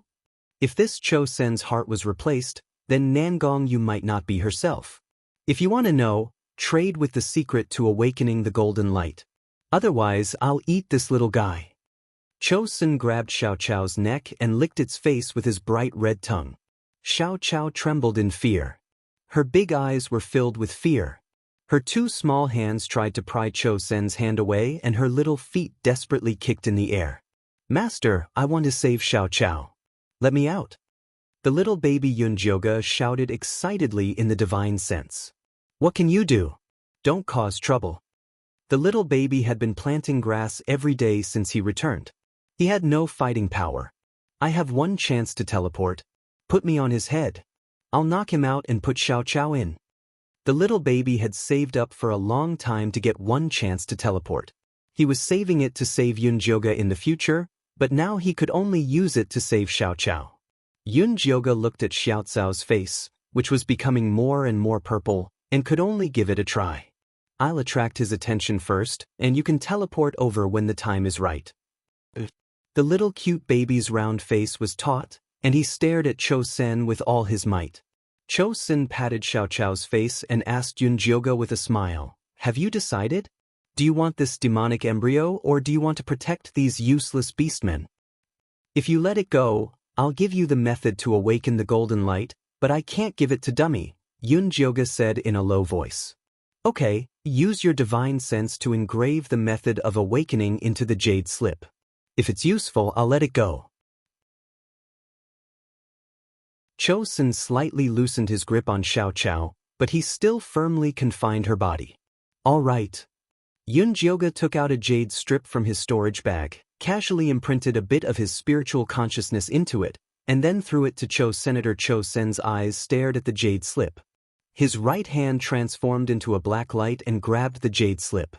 Yunjioga took the chance to release the demonic tripod and smash it at the back of his head. The little cute baby's teleportation was very successful. At that moment, Cho Sin's left hand was holding the baby, and his right hand was holding the jade slip. He couldn't react at all. But just as the demonic tripod was about to smash his head, a large black hand appeared from his neck and knocked the demonic tripod away. Ah, get out of the way! The little cute baby screamed and flew toward Yunjioga. Yunjioga quickly dodged and saw the demonic tripod violently hit Cloud City. With a loud bang, the defensive shield on top of Cloud City disappeared. The remaining puppet beastmen immediately climbed over the wall and fought with the golden light beastmen. The scene was chaotic. Master, I didn't do it on purpose. He's too powerful. The troublemaker cried and returned to Yunjioga's consciousness. Yunjioga didn't have time to scold him. He looked at Cho Sin and said, "Don't mess around. Looks like you won't shed a tear until you see your coffin. I have to teach you a lesson." Cho Sin revealed a cruel smile. His left hand grabbed Xiao Cao's body, and his right hand pinched its arm. He was about to pull it off. Yunjioga screamed. His divine power turned into a golden arrow and shot at Cho. Senator Cho Sen knew how powerful the arrow was. He immediately blocked Xiao in front of him. Yun Jioge used his divine consciousness to control the golden arrow. He wanted to find a flaw, but Cho Sen always stopped him with Xiao. Shoot him. Suddenly, Zishang's voice reached Yun Jioge's ears. Where are you? Yun Jioge's eyes lit up. His helper was finally back. Don't worry about me. Hurry up and shoot. Zishang's tone was urgent. It wasn't easy to use divine consciousness transmission in the spirit forbidding land. Yun Jioge gritted his teeth and shot the golden arrow at Cho. Senator Cho Sen hadn't expected Yun Jioge to really dare to attack. He threw Xiao in the direction of the golden arrow and quickly retreated. Yun Jioge used all his strength to make the golden arrow make a big turn. It brushed past Xiao's arm and flew toward Cho. Senator Cho Sen's hands moved like wheels. He conjured countless spells and shot out rays of black light to block the golden arrow. The golden arrow chased after him like a hot knife through butter. Just then, Zishang's voice reached Yun Jioge's ears again. Show weakness. Yun Jioge immediately reduced the amount of divine power he was using. The golden arrow's light gradually weakened and was finally scattered by Cho Sen's black light. Joy flashed in Cho Sen's eyes. He was about to counterattack and take down Yun Jioge when Zishang appeared behind him like a ghost. His fists rained down on Cho Sen's body and hit the ground. Cho Sen spat out a mouthful of black blood. The black light around his body exploded. He took advantage of Zishang's shock to fly forward. But before he could fly more than 3 meters, Zishang's tail whipped him back. He flew toward Yun Jioge like a kite with a broken string. Yun Jioge used his remaining divine power to form a golden arrow and successfully shot it through his chest. Ow ow ow. Dummy didn't miss the opportunity. It opened its mouth and spat out countless fireballs at Cho. Senator Cho Sen's face was burned black by Dummy's fireballs. He fell heavily to the ground. Who are you? Yun Jioge used his moon spirit threads to tie Cho Sen up. He wanted to interrogate him, but he found that he wasn't breathing. He's dead. Yun Jioge couldn't believe it. Zishang walked over and stepped on Cho Sen's body. He glanced at Cho Sen's head and said, "The demonic soul that took over his body has run away." Where did that demonic soul come from? How could it take over a body in this arcane realm? Even Wan Sha's soul couldn't enter and leave the arcane realm freely. You'll have to ask Nangong Yu to find out. Zishang rubbed his fingers. He wanted to use demon fire to burn Cho Sen's body. Yun Jioge hurriedly stopped Zishang and said, Cho Sen's soul might still be here. Leave his body here first. You're right. He's a golden core cultivator after all. It's not a bad idea to feed him to demonic beasts in the future. Zishang nodded. It was indeed a waste to burn him like this.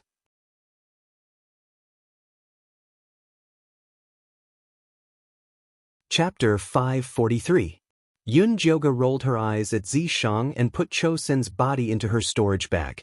She turned to look at the devastated Cloud City.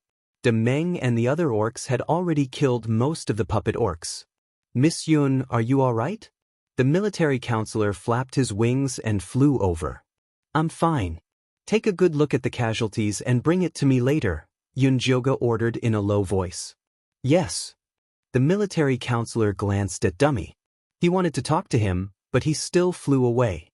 Dummy, come here. Yun Jioge called Dummy over. Ow ow ow. Hungry, hungry, hungry. Dummy flew to Yun Jioge's side and opened his mouth wide. Stop howling and talk seriously. Yun Jioge took out a bottle of cherry pill and poured it into Dummy's mouth. Do you remember what happened in the past? Oh, I remember. Dummy chewed the cherry pill in big mouthfuls. Then he waved his wings at the busy eagle men in Cloud City and said, These are my people. I am their prince. Then do you remember how you successfully turned into a beast? Yun Jioge poured a bottle of immortal dew for Dummy. I remember. At that time, I passed by an open space and found a golden tree growing a few fragrant fruits. After eating them, they transformed. However, when I went to look for the golden tree, it was gone. This was Dummy's biggest secret. He didn't even tell Elder Bai. He only told him when Yun Jioge asked him. Do you remember where the tree grew? Yunjioga asked quickly. I remember. But after the black rain, that place turned into a dead swamp. There was only an empty flat land left, Dummy said. Flat land? Is it Grey Castle? Yunjioga looked at Zishang in shock. It should be. No wonder they built a castle there. It must be for the golden tree. Zishang's eyes lit up. We must find that golden tree. Yunjioga had a feeling that as long as he found the golden tree, he would have hope of recovering his divine power. Grey Castle's defense is tight. It's not easy to break it. We must send the golden light orcs. Although Zishang could still forcefully break through it if he transformed into his original form, it was better to save some demonic energy. Let's see how many of them have died first. Yunjioga and Zishang returned to the hall on the hill. The military counselor quickly tallied up the casualties. There were 357 lightly injured orcs, 138 severely injured orcs, and 44 dead. These casualties were all golden light beastmen. Ordinary beastmen who were hiding in the plantation did not suffer any casualties. Miss Yun, Lord In Shirley's In Yang Qi has been used up. If Grey Castle attacks again, I'm afraid we won't be able to hold on, the military counselor said worriedly. Yi Zi wants to take this opportunity to fight back against Grey Castle. What do you think? Yunjioga asked for his military counselor's opinion. Master Yi Zi is right. If we don't remove the roots, the grass will grow again when the spring breeze blows. We must take the initiative to attack. The military counselor nodded repeatedly. The orc race had always been a warlike race. Hiding like a tortoise was not in line with their style.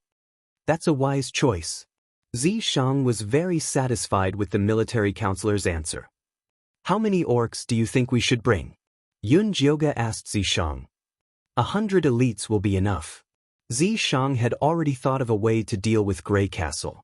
The puppets guarding Grey Castle mainly relied on the Devil Qi and the Death Qi. As long as Feifei absorbed the Death Qi around Grey Castle and turned it into Life Qi, the puppet orcs and monsters would be greatly restricted. Then, they would be able to attack with twice the effort. 100 elites is no problem. The military counselor nodded repeatedly. Gather the people as soon as possible. We'll set off in 2 hours, Zishang said. So soon? Yunjioga frowned. 2 hours was not enough for everyone to recover. We've already injured the Devil Soul. It's time to kill him while he's down. Zishang felt that even 2 hours was too long. I'll go inform them now. The military counselor immediately turned around and flew away. Dummy, go to Grey Castle with Grey to check out the situation. Also, see if it's where you found the golden tree. Zishang called Dummy over. Oh. Dummy saw that his people were in a critical situation, so he obediently went to do his work. Zishang, time is too tight. It's too dangerous. Yunjioga was about to have a good talk with Zishang when the voice of the rabbit chief came from outside the door. Miss Yun, I have something to tell you. Come in. Yunjioga could only put Zishang's matter aside for now. The rabbit chief walked in with a sika deer skin bag in his hand. Miss Yun, the carrots you asked us to plant are ready. The rabbit chief placed the animal skin bag on the table and then took out the neatly bundled carrots inside. There were 3 piles in total, from left to right, each brighter and redder than the last. You planted these with blood? Yunjioga pointed at the reddest pile and asked. Yes, the land here is very good. The harvest is better than I expected, the rabbit chief said. It looks very good. Yunjioga picked it up and sniffed it. It had a strong smell of blood and even a trace of spiritual power. To be able to plant spiritual power in an arcane realm where spiritual power was forbidden, this blood carrot was very useful to cultivators. Of course it's good. I planted these with blood. The rabbit chief repeatedly emphasized her hard work. She didn't want to give up her offerings for nothing. Bring all these blood carrots here. I'll exchange this bottle of pills with you. There are 10 pills in total. Taking one will help you evolve once. Yunjioga took out a bottle of cherry pills and placed it on the table. Thank you for your generosity. I'll bring the carrots over immediately. The rabbit chief carefully put away the cherry pills. In the attack of Cloud City, the rabbit people were the most injured. In the end, it was because they were too weak. With this bottle of pills, they had an extra layer of protection. After the rabbit chief left, Xianxia picked up a blood carrot and tasted it. He said, "It's full of spiritual power. If a cultivator is injured here, this is definitely the most suitable pill." "That's right. That's why you eat it. It's useful." Yunjioga slapped Xianxia's hand away and put away all the blood carrots. "Let's go to the rabbit people and get the rest of the blood carrots. Then we'll go pick the people." Xianxia threw the rest of the carrots into his mouth. Yunjioga and Xianxia put away the blood carrots and went to find the military counselor. The military counselor had already gathered 100 elite warriors. Yunjioga's guards were all among them. There were also the chiefs and elders of various tribes who volunteered. "Go back and rest. We'll set off in an hour." Xianxia waved his hand and dismissed them. This counterattack against Grey Castle was very dangerous. They might not return. It was good to let them say goodbye to their clansmen.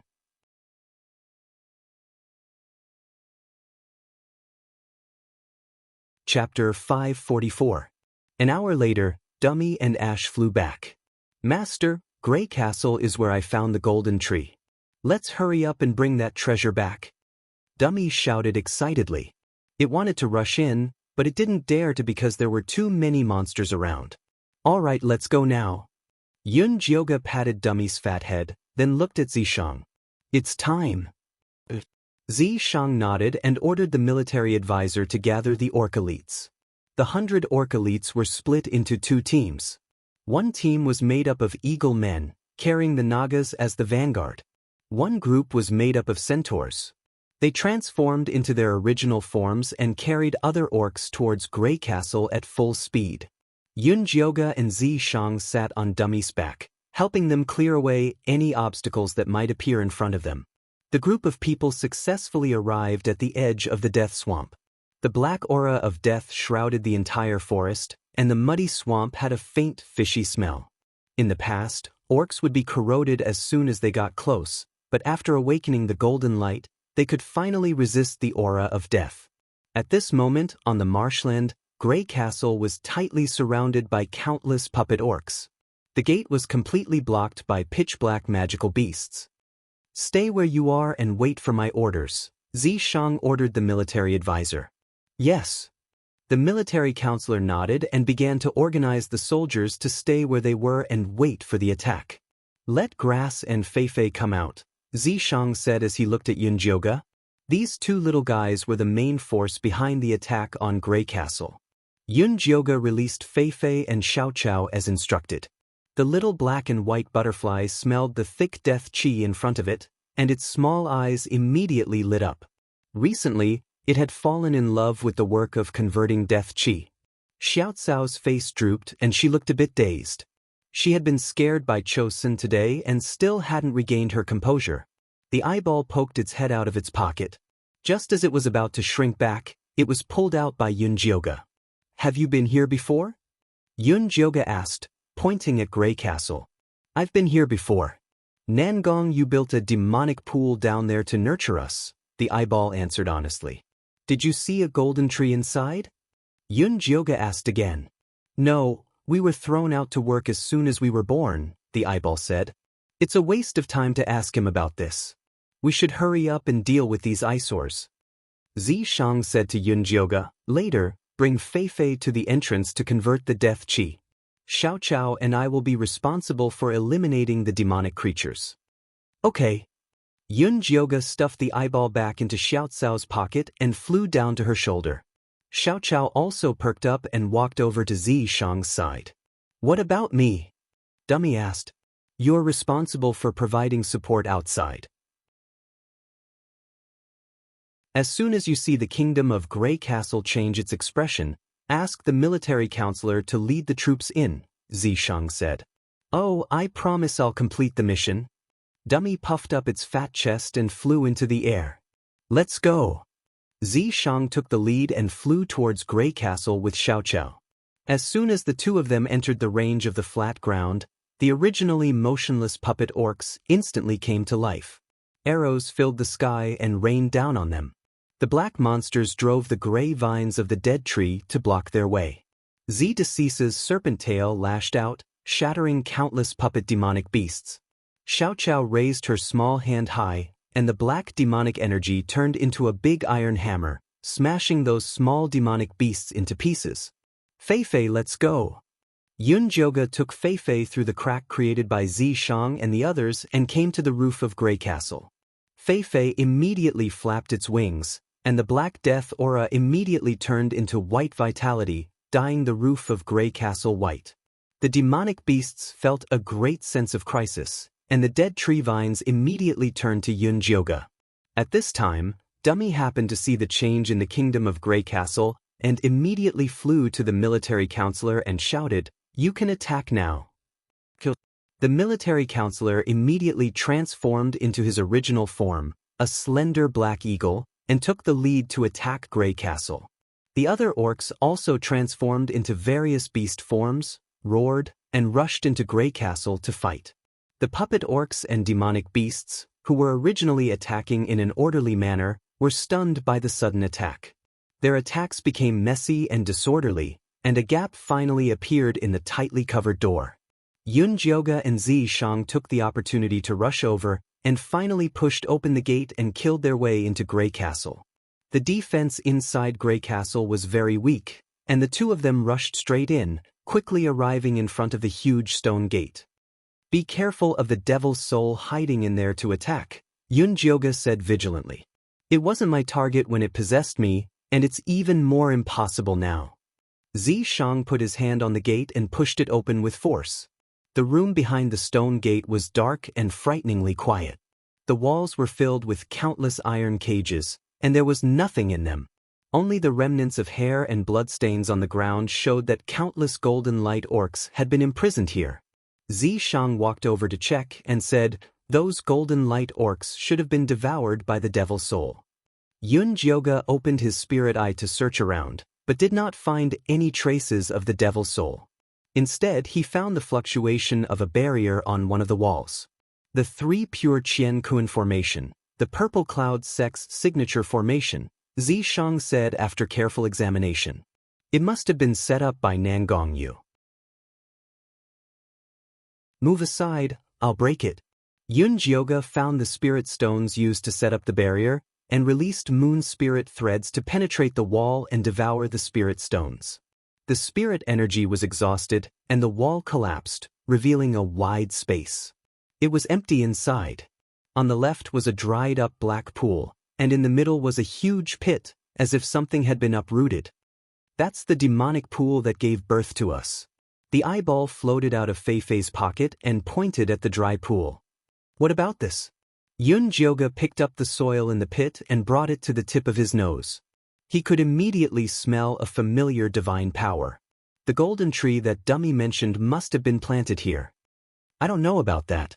The demonic pool we grew up in has a barrier, so we can't see what's happening outside." The eyeball blinked. "You're lying."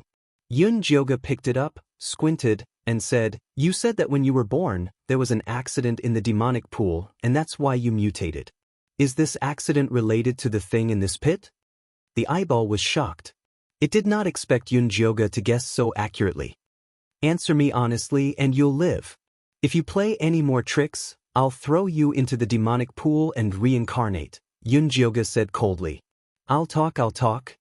The eyeball immediately replied honestly, "Actually, I don't know what happened either.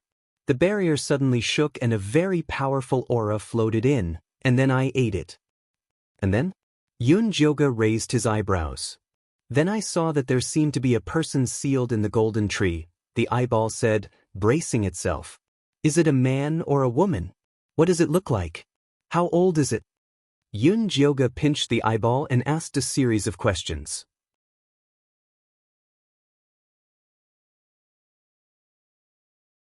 Chapter 545. "I don't know. I just glanced at it. Before I could see it clearly, the barrier returned to normal."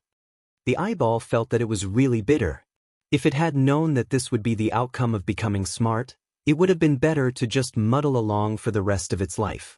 "Are you sure there's a person sealed inside the golden tree?" Yunjioge asked again. I'm not sure. I only saw a blurry image of a person. Yunjioga squeezed the eyeball so hard that it felt like it was going to explode. Calm down.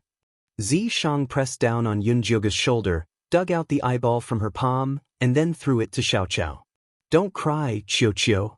Xiaoqiao immediately comforted the poor eyeball. Sob, sob, sob, little master. The eyeball felt that the grass in front of it was as cute as a fua. Rub, rub. Xiaoqiao stretched out her hand to rub her eyeball, which made its face full of saliva. The eyeball immediately felt that there was nothing left to live for, so it burrowed back into Xiaocao's pocket. The person sealed by the golden tree is most likely Li Wei. Before I reincarnated, I asked him to help me safeguard my godhood, Yunjioga said excitedly. She was just wondering why the golden light in the mystic realm was compatible with her god power. So it was caused by her godhead. You actually let him take care of the divine spark? Zishang frowned. The divine spark was the symbol of Yunjioga's status as a goddess, and even he had never touched it. The situation was urgent at the time. After I discovered the clues about the catastrophe, I only had time to seal it with a godhead and give it to Li Wei. Yunjioga was helpless. It was probably because she was in too much of a hurry when she took out the godhood, which caused her reincarnation to go wrong. Aren't you afraid that Li Wei will use your divine spark to do bad things? It wasn't that Zishang doubted Li Wei's loyalty, but the godhood was too important. Even he couldn't guarantee that he wouldn't be tempted. I placed a seal on the godhood as well. Other than me, no one can open it. No one can use it. If Yunjioga hadn't held back, there was no way he would have handed it over to someone else. Then can you sense where the divine deity is right now? Zishang asked. I can't. Yunjioga shook her head helplessly. If the eyeball had not reminded her, she would not have even been able to smell the godhood. Could there be a problem? Zishang was even more nervous than Yunjioga. No, it should be related to the calamity of the godhood seal. The divine spark was something dug out from her divine soul. If there was really a problem, she would definitely be able to sense it. This soil is still very fresh. Nangong Yu and the others shouldn't have gone too far. If we search for them now, we should still be able to find some clues, Zishang said as he squatted in front of the pit. Then let's hurry up and get out. Just as Yunjioga was about to leave, Fei Fei flapped its wings and came to the top of the devil's pool. It said with a look of confusion, "Why is there life chi down there? Could there be other creatures besides it that could create life chi? Let's open it up." Yunjioga turned around and walked over to the side of the devil's pool. Together with Zishang, they dug out the devil's pool. There were 2 ice coffins at the bottom of the devil's pool. Lying inside were Nangong Li and Bailey Moyu. Zishang carried the 2 ice coffins up and removed the seals on them to get the people out. Yunjioga went up to check on them and found that their bodies were fine. There was no demonic energy in their bodies. It was just that their divine senses were sealed. Be careful. Zishang stopped Yunjioga's hand from inspecting, then gently brushed aside Nangong Li and Bailey Moyun's hair. Their scalps were pierced with silver needles that could imprison one's divine sense, and they shone with a strange light. Netherworld spirit sealing needles, Yunjioga blurted out. This array was extremely vicious. The souls of people who were hit by this array would be turned into nutrients to nourish their bodies. It was a technique that the devil race often used to possess others. Looks like these 2 brats' bodies have already been reserved by someone. Zishang thought of Cho Sen, who had been possessed. He was most likely killed by this array. Help me protect them. I'll remove these silver needles. Removing the netherworld spirit sealing needles was very particular. They had to be removed one by one according to the order in which the needles were inserted. Otherwise, their souls would be destroyed. Fortunately, Yunjioga was very familiar with this array. Using his spirit eye, he successfully removed the silver needles. However, Nangong Li and Bailey Moyun had been sealed for a long time. Their souls were very weak. Without the nourishment of spiritual energy, it was difficult for them to even open their eyes.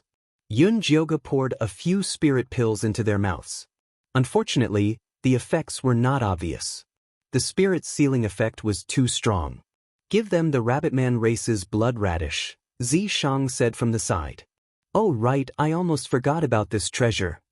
Yunjioga took out the Rabbitman race's blood radish, crushed it into powder, and stuffed it into the two's mouths. Nangong Li and Bailey Moyun subconsciously swallowed it.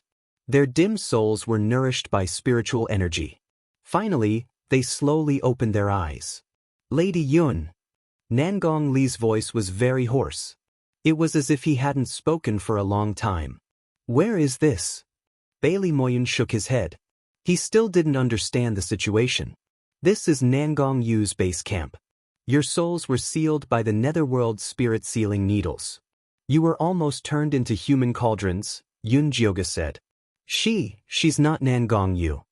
Nangong Li panted heavily and retorted agitatedly. If she's not Nangong Yu, then who is she? When we were in the 100,000 mountains, why did you leave us and enter the mystic realm? Yunjioga asked. I don't know who she is. When we were in the 100,000 mountains, she bewitched Cho Sen and tied us up. Then she left you and entered the mystic realm. Nangong Li's emotions gradually stabilized. When Nangong Yu and Cho Sen disappeared together, the Purple Cloud sect master used a secret technique to summon her soul back. Nangong Yu's soul told them that there were many treasures in the primal chaos mystic realm. The indigenous beastmen inside were born with strong vitality. They could be refined into supreme-grade essence longevity pills. The Purple Cloud sect master wasn't young anymore. He was constantly worried about the day when his lifespan would end. After listening to Nangong Yu's soul, he made up his mind to enter the mystic realm. Their Purple Cloud sect had prepared for many years. They were just waiting for Chosen to find the treasure map and enter the mystic realm. Unexpectedly, the news of the primal chaos mystic realm was leaked. Someone even found another path to enter the mystic realm. However, only golden core cultivators and above could enter. When the Purple Cloud sect received the news, they decided to make two preparations. One was to let Nangong Li bring Nangong Yu's soul to follow Cho Sen into the mystic realm. The other was to let the golden core cultivators of the sect enter through another path. Bailey Moyun had followed them in by accident. That soul isn't my aunt, Nangong Yu. The moment she entered the mystic realm, she used the excuse of helping Cho Sen remove the seal. She gave Cho Sen's body to a demonic soul that appeared out of nowhere. She even sealed us all. Nangong Li's eyes were filled with hatred. That's right. Miss Yun, before I was sealed, I heard that they captured all the golden core cultivators. They were preparing to use them as a blood sacrifice to remove a certain seal. Hurry and save them. You must not let Nangong Yu's scheme succeed, Bailey Moyun said hurriedly.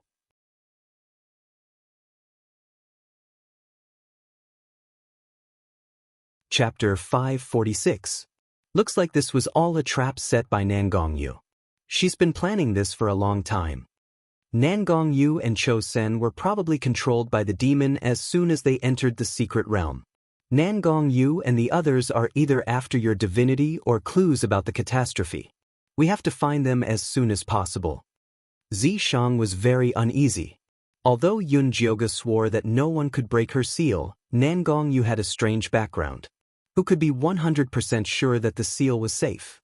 Have dummy and military advisor investigate immediately. Hopefully we can find clues about their departure. But Yunjioga felt that it would be difficult. Nangong Yu was obviously a very cautious person. Miss Yun, I had Xiao Tao and Xiaoying keep an eye on them before I was sealed. If you find them, you should be able to find Nangong Yu. Bailey Moyun forced himself to stand.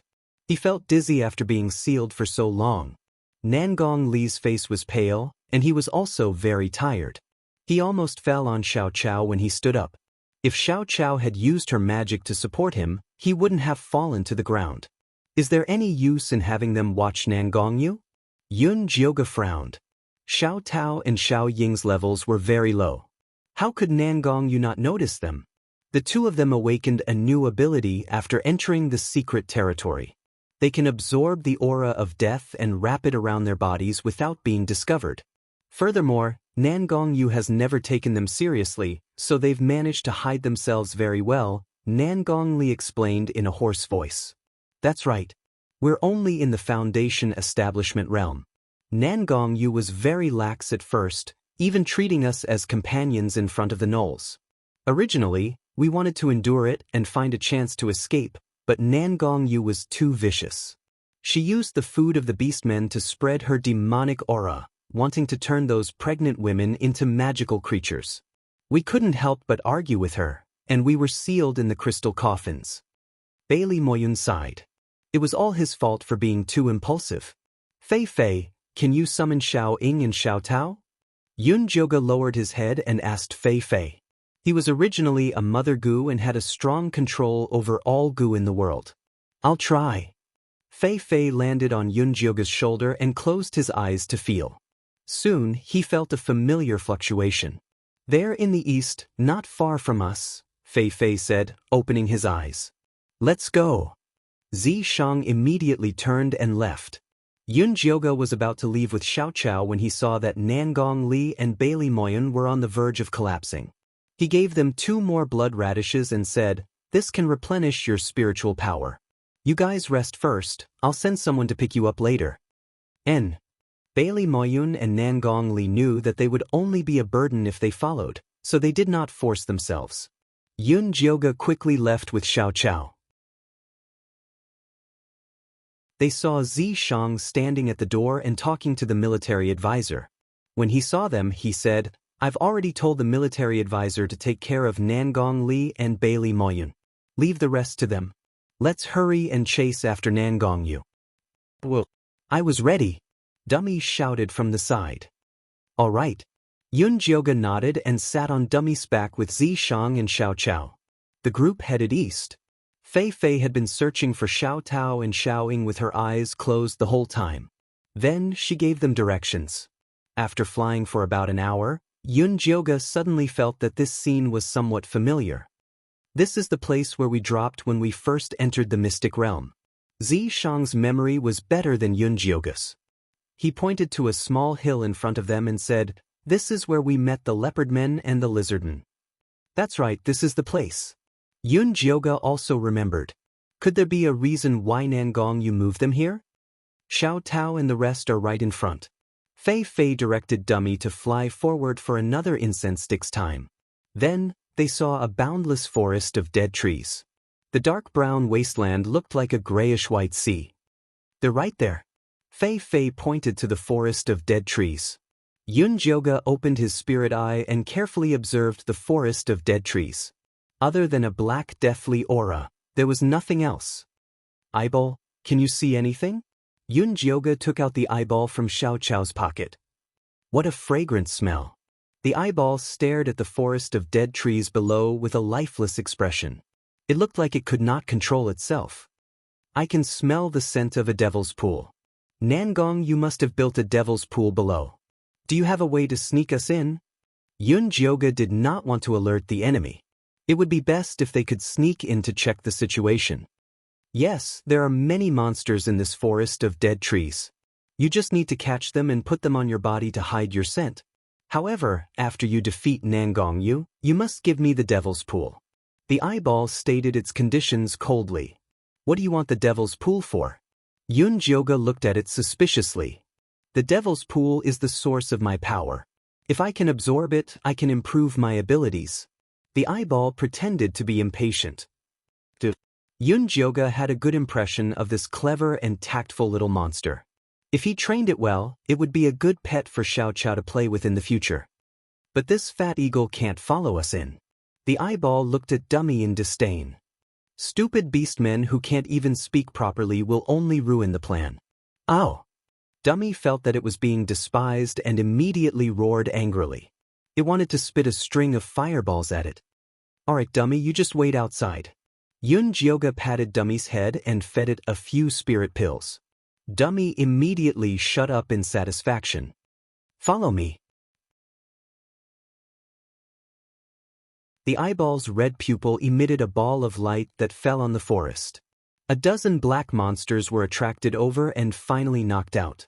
Yun Jioge and Shang jumped onto Dummy's back into the dead tree forest. The dead tree forest was dim and smelled fishy. The black monsters on the ground were all strangely shaped. They looked like human limbs, ears, noses, mouths, and other organs.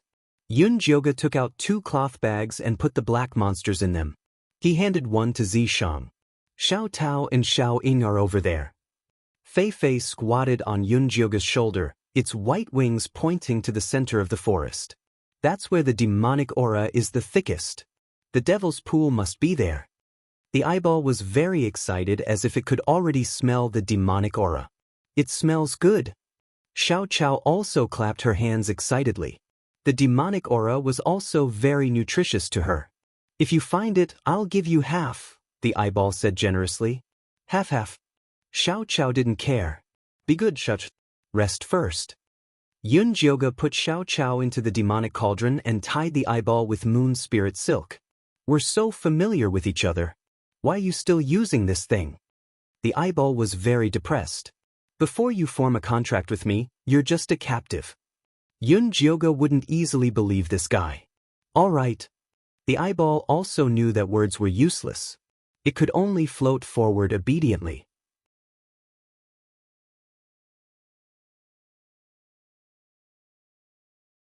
Chapter 547. Yunjioge and Zishang followed behind it. The vines of the dead tree seemed to think that they were one of their own, and they instinctively avoided the path.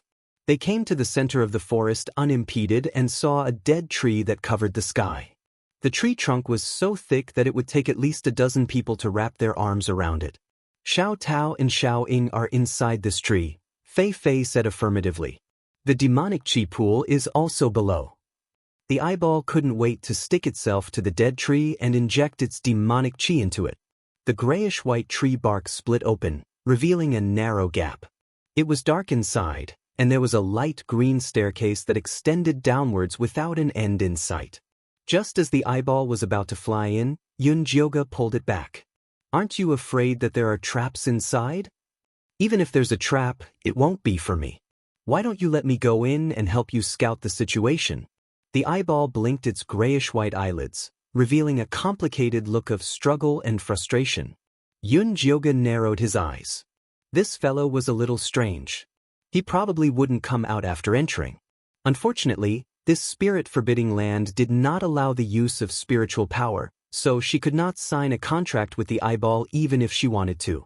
Xiao Chao was still a child, so it was easy to fall into a trap by using demonic energy to establish a contract with the eyeball. Because she couldn't enter Xiao Cao's divine sense to control it, even if it was tricked, it wouldn't be aware. Then what do you want to do? The aura of these monsters will lose its effect if it sleeps for too long, the eyeball said helplessly. Yunjioge really couldn't think of any good ideas, so he could only look at Zishang. Let's go in together and finish this quickly. When Zishang thought about how Yunjioge's godhead was trapped under this tree, he felt as if a huge rock was pressing down on his chest. If something were to happen to the godhead, Yunjioge would never be able to regain her status as a goddess, and he wouldn't be able to protect her forever. All right. Although Yunjioge felt that this was too rash, he couldn't think of a better way. It was too late to summon the Golden Light Beastmen to attack now. Nangong, you might take advantage of this time to escape. She might as well barge in and take a look at the situation. Now that her divine power had almost recovered, she was still confident in escaping. That's right. The eyeball floated forward impatiently. Yunjioge and Zishang followed it into the dark interior of the tree and walked down the green spiral staircase. The grayish-white bark closed up silently. The boundless dead forest shrunk inward like a receding tide. All the dead trees gathered on the giant tree and then disappeared. The dark brown land was empty, as if there had never been such a large forest of dead trees. Although Yunjioge and Zishang did not notice this anomaly, after entering the dead tree space, they still lit up a large fireball and looked down vigilantly. He saw that the forbidden area of the spiral staircase was a piece of flat ground, and he could faintly see the golden light flashing. It's that golden tree. I can smell the scent of godhood. Yunjioge said excitedly. Xiao Tao and Xiao Ying are beside the golden tree. I see them. Fei Fei flapped its wings and flew forward, but it was caught by Yunjioge. Don't act rashly. This is the enemy's lair. Can I jump down from here? Xianxia looked at the distance between the spiral staircase and the ground, seriously considering the possibility. No, if you jump down, I'm afraid you'll alert Nangongyu. The eyeball quickly stopped him. We've been here for so long. Why hasn't Nangongyu noticed us? Did she just let the golden tree seed stay down there without sending anyone to guard it? Xianxia pinched the eyeball and raised it in front of him. Maybe she's busy with other things, like dealing with those golden core cultivators. That's why she's not here, the eyeball said. Seems like you know Nangongyu very well.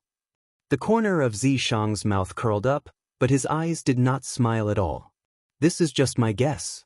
If you think it's wrong, then forget it. The eyeball could not help but become bloodshot again. It was obvious that it was very nervous. Stop acting. You've completed your mission by luring us here. Why don't you call Nangongyu out to receive her reward? Xianxia increased the strength of his fingers. His expression was very cold. It looked like he was going to crush the eyeball on the spot. Don't kill me. I didn't mean to hurt you. The eyeball screamed. If you didn't mean to, then you did. Yunjioga sighed and said, You really disappoint me. I used to like you. This little demon had been lying from the beginning. There was no need for it to stay. I didn't want to either. Nangongyu cast a forbidden spell on me. If I don't listen to her, I'll be killed immediately, the eyeball said pitifully. Didn't you say that you weren't controlled by Nangongyu? Yunjioga did not believe its nonsense. She really couldn't control me before. I was only controlled after she dug out those two people from under Grey Castle. The eyeball's eyes were filled with despair. It said, When you were talking to Bailey Moyun, Nangongli secretly cast a seal on me. I wanted to tell you, but I couldn't. Only after we entered this place did the seal loosen. What did you say? There's something wrong with Nangongli? Yunjioga's eyes widened in disbelief. He had never expected this to be the reason. That's right. If you don't believe me, you can ask Nangongyu. She's down here. As soon as the eyeball finished speaking, countless bright balls of light began to light up from the bottom of the pitch-black space, dispelling the darkness and revealing the true appearance of the space. Nangongyu stood at the bottom of the spiral staircase. She wore a golden dress and her hair was combed into a high bun. Her eyes were filled with arrogance. She looked more like a young married woman than a young girl. Nangongyu, is Nangongli also one of your people? Yunjioga said as he recalled Nangong-Li's appearance when he disguised himself as Wanli Mingxian. It was impossible for a person to disguise themselves as two completely different people, unless there were two different souls living in their bodies. Wanli Mingxian was most likely the mysterious demon soul. That's right. Nangongyu smiled and said, Originally, I wanted to keep him by your side as a secret pawn. I didn't expect you to be so easily fooled. It saved me a lot of effort. Master Nangong, I've already brought them here according to your instructions. Please remove the seal on me. The eyeball immediately begged. Since you're so loyal to me, of course I'll help you remove it. Nangongyu smiled and grabbed at the air in Xianxia's direction. Yunjioga could feel a powerful force of the same origin as the eyeball. It wasn't to remove the curse on the eyeball, but to destroy it. She didn't want the eyeball to die immediately, so she threw it into the demonic cauldron. Xianxia raised his hand and dispersed Nangongyu's power. "TSK, I heard that the goddess is kind-hearted and respects the equality of all things. I didn't expect that she would even forgive a traitor." Nangongyu's destruction failed. A mocking smile appeared on her face.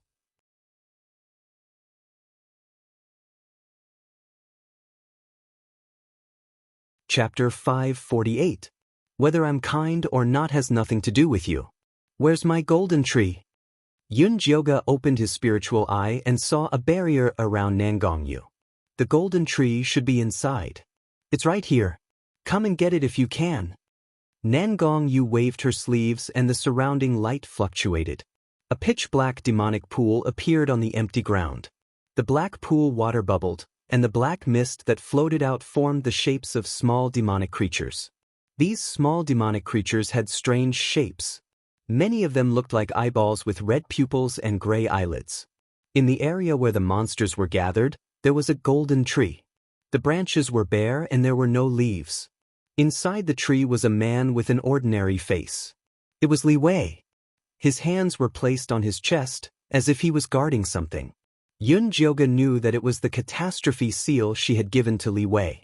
She really wanted to rush down and save Li Wei, but she didn't dare to act rashly when she saw Nangong Yu's fearless expression.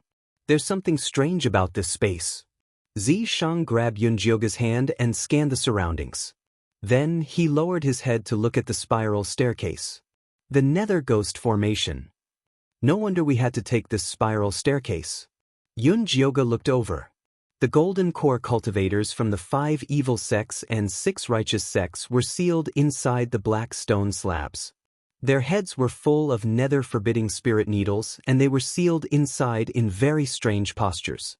If Yun Jioga and Zishang had walked down the staircase, they would have been trapped inside the Nether Ghost Formation. I thought I would have to spend a lot of effort to lure you here. I didn't expect 2 little insects and a small demonic creature to lure you here. I don't know if I should call you stupid or bold. Nangong Yu smiled proudly and patted the golden tree, revealing Xiao Tao and Xiao Ying who had been turned into specimens. The 2 little insects had pained expressions, as if they had suffered great torture when they were alive. You actually killed them. Yun Jioga's anger soared. He raised his hand and shot an arrow at Nangong Yu. The golden arrow pierced through the air, passing through layer after layer of transparent defenses, but it was unable to reach Nangong Yu. Let my Nether Ghost Formation play with you first. Nangong Yu clapped her hands, and the lights in the entire space gradually dimmed into darkness. Only the faint green glow of the rotating stone staircase remained. We have to break this formation first before we can find her. Zishang stomped his foot forcefully, causing the entire stone slab to tremble. Several silhouettes appeared on the long stone staircase. They all had numb expressions on their faces. They were all golden core cultivators, and they lined up densely all the way down. Yun Jioga looked carefully. The few golden core cultivators at the front looked like they were from the Danyang sect. The core Yang sect was only good at refining elixirs. Most of them stayed in their cave abodes and traded elixirs with others. Their offensive power was not strong. Zishang charged forward and shattered the souls of the core Yang sect's golden core cultivators with a single punch before he charged forward like a hot knife through butter. Yun Jioga followed behind him and discovered that after the cultivators' divine souls were shattered, they slowly began to reform. The souls of these cultivators were undying and indestructible, so they had to pass through the stone staircase as quickly as possible. Zishang also discovered this problem. He no longer conserved his strength. Black scales rapidly spread across his face, his hands turned into sharp claws, and his body became a dragon tail. He smashed forward with incomparable strength. Yun Jioga followed closely behind Zishang. Soon, they had covered more than half of the distance, but they encountered a roadblock at the end. The slender cultivators of the 5 evil sects all played dirty tricks. They created countless traps on the flat stone staircase, and even raised one wall after another. Behind each wall, a sword cultivator from the Wuji Sword Pavilion would appear. Although they had been refined into puppet souls, their sword chi was still very sharp. More and more divine souls appeared behind them, and they began to approach step by step. Zishang's handsome face was already covered with black scales, and his attacks were getting more and more ruthless. However, Yun Jioga did not relax at all. It was not a good thing to waste too much energy at the beginning. He had to think of a way to break through these walls that were blocking the way. Master, why did you throw this disgusting eyeball in? The little baby's dissatisfied voice sounded in Yun Jioga's divine consciousness. You're the one. Yun Jioga's eyes lit up. He took out the demonic tripod and placed it on the ground. With a pinch of his fingers, he turned it into a large round bronze tripod. Master, what are you doing? The little baby was still confused. Go! Yun Jioga kicked, and the demonic tripod rolled forward. Rumbling sounds rang out. Countless stone walls were smashed, and the souls were also affected. Zishang killed in all directions. Yun Jioga and the others were unobstructed. Finally, they broke through the spiral stone staircase. Human cultivators are so useless. They can only stop us for such a short time.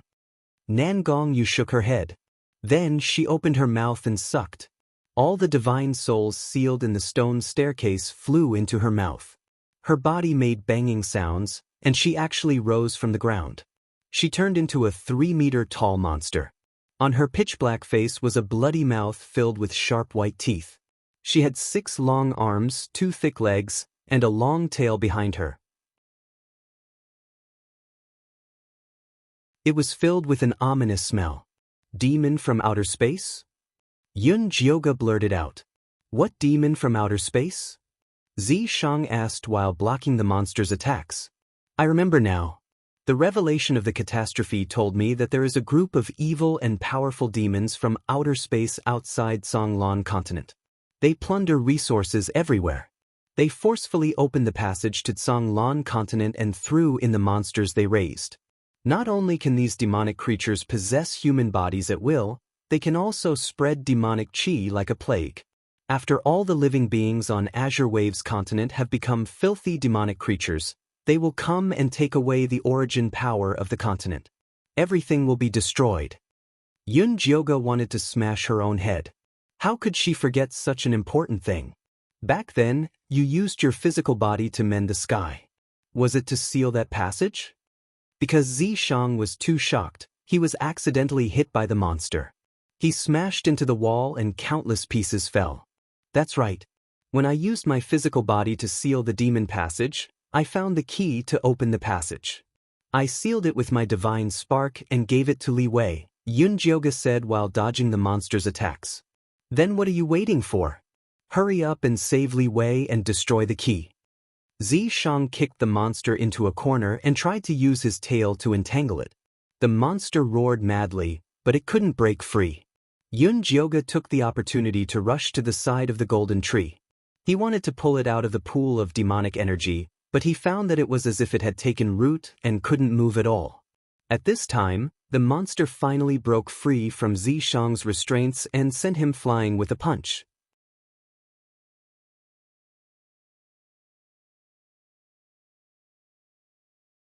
Chapter 549.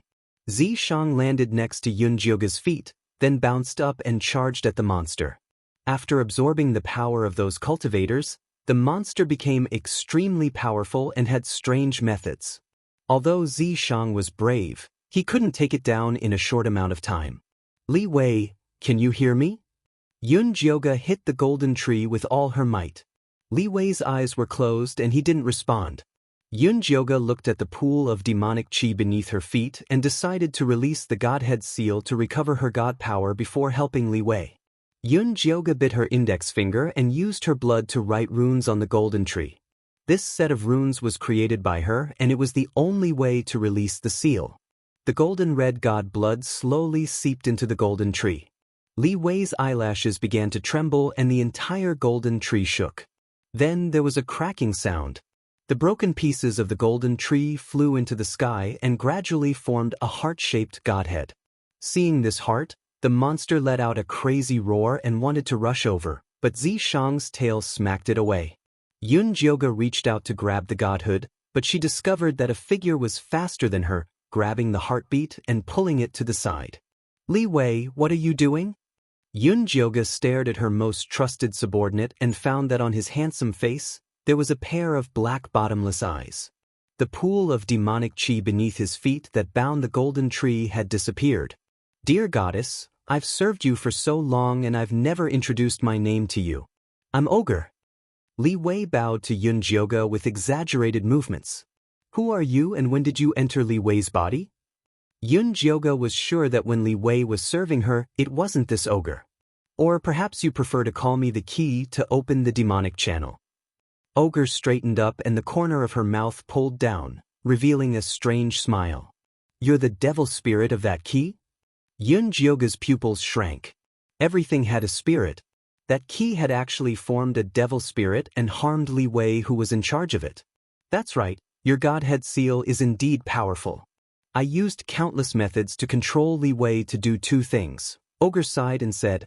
Ogre pretended to sigh and said, If it wasn't for that, I would have opened the passage long ago to welcome my master. You encouraged Yu Ling to commit suicide? Yun Jioga gritted his teeth and asked.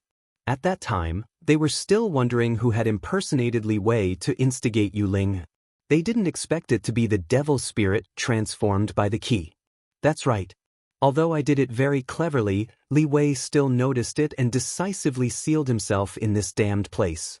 It's just that he didn't expect that I brought a few contracted monsters with me. Those monsters helped me a lot, Ogre said with a smile. What about Li Wei? Where did you take him? Yun Jioga stared into Ogre's black eyes. If you want to seal me, you have to pay the price. Og's black eyes were calm. He's dead. Yun Jioga felt an indescribable pain in his heart.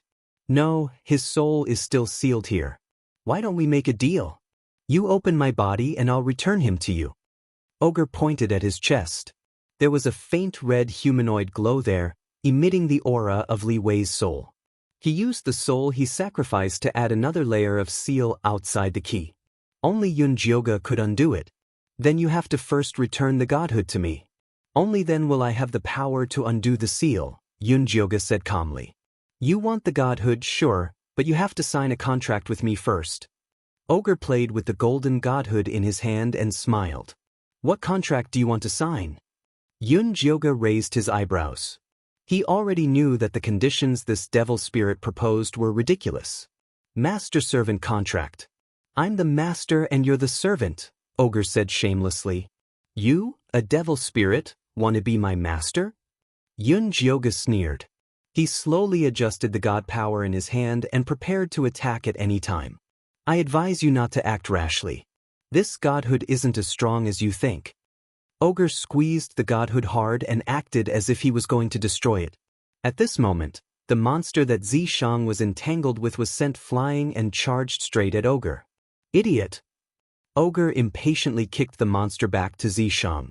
Yun Jioga took the opportunity to shoot a golden divine light at Ogre. Ogre didn't take it head-on. He moved to the right, but Zishang blocked his path. Zishang clawed at his chest. Ogre's right hand expanded into the shape of a black monster's claw and clashed with Zishang's palm. A huge shockwave came from where the two clashed. Zishang retreated to Yun Jioga's side. Ogre also took 2 steps back. He looked at Zishang viciously and smiled. As expected of the strongest Fey emperor on the continent. You're still this strong even after dispersing your cultivation. It's just that you've angered me like this. Aren't you afraid that I'll fight you to the death? With that said, he wanted to take out the godhood to threaten Yun Jioga. However, he found that there was nothing in his hand. Yun Jioga had secretly used his moon spirit threads to stick to the godhood while Ogre was talking. You dare to dream about our things? Scram back to your world. Zishang said and whipped his tail at Ogre. Ogre's figure flashed and disappeared on the spot like a ghost. Then, countless ogres appeared in the space. They smiled at Yun Jioga and Zishang and said, So what if you've obtained the godhood? You'll still die here. With that said, the floor of the space shook and revealed a black pool of demonic energy.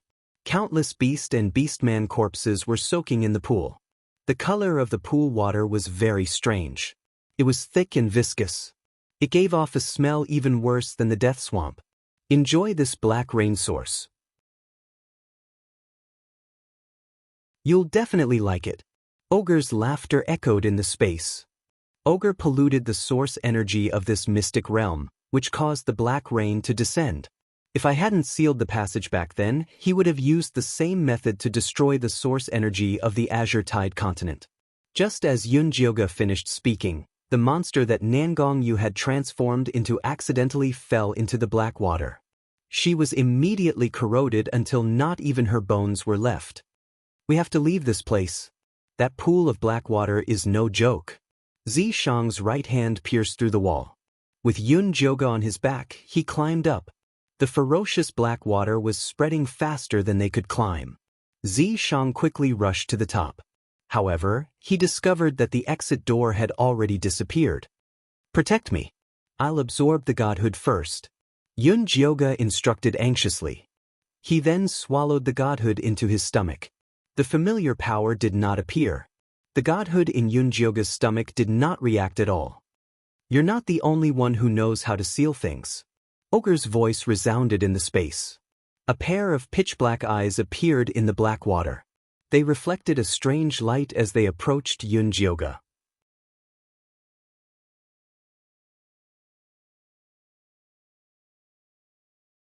Chapter 550. Xianxia moved up again and stuck close to the top of the space.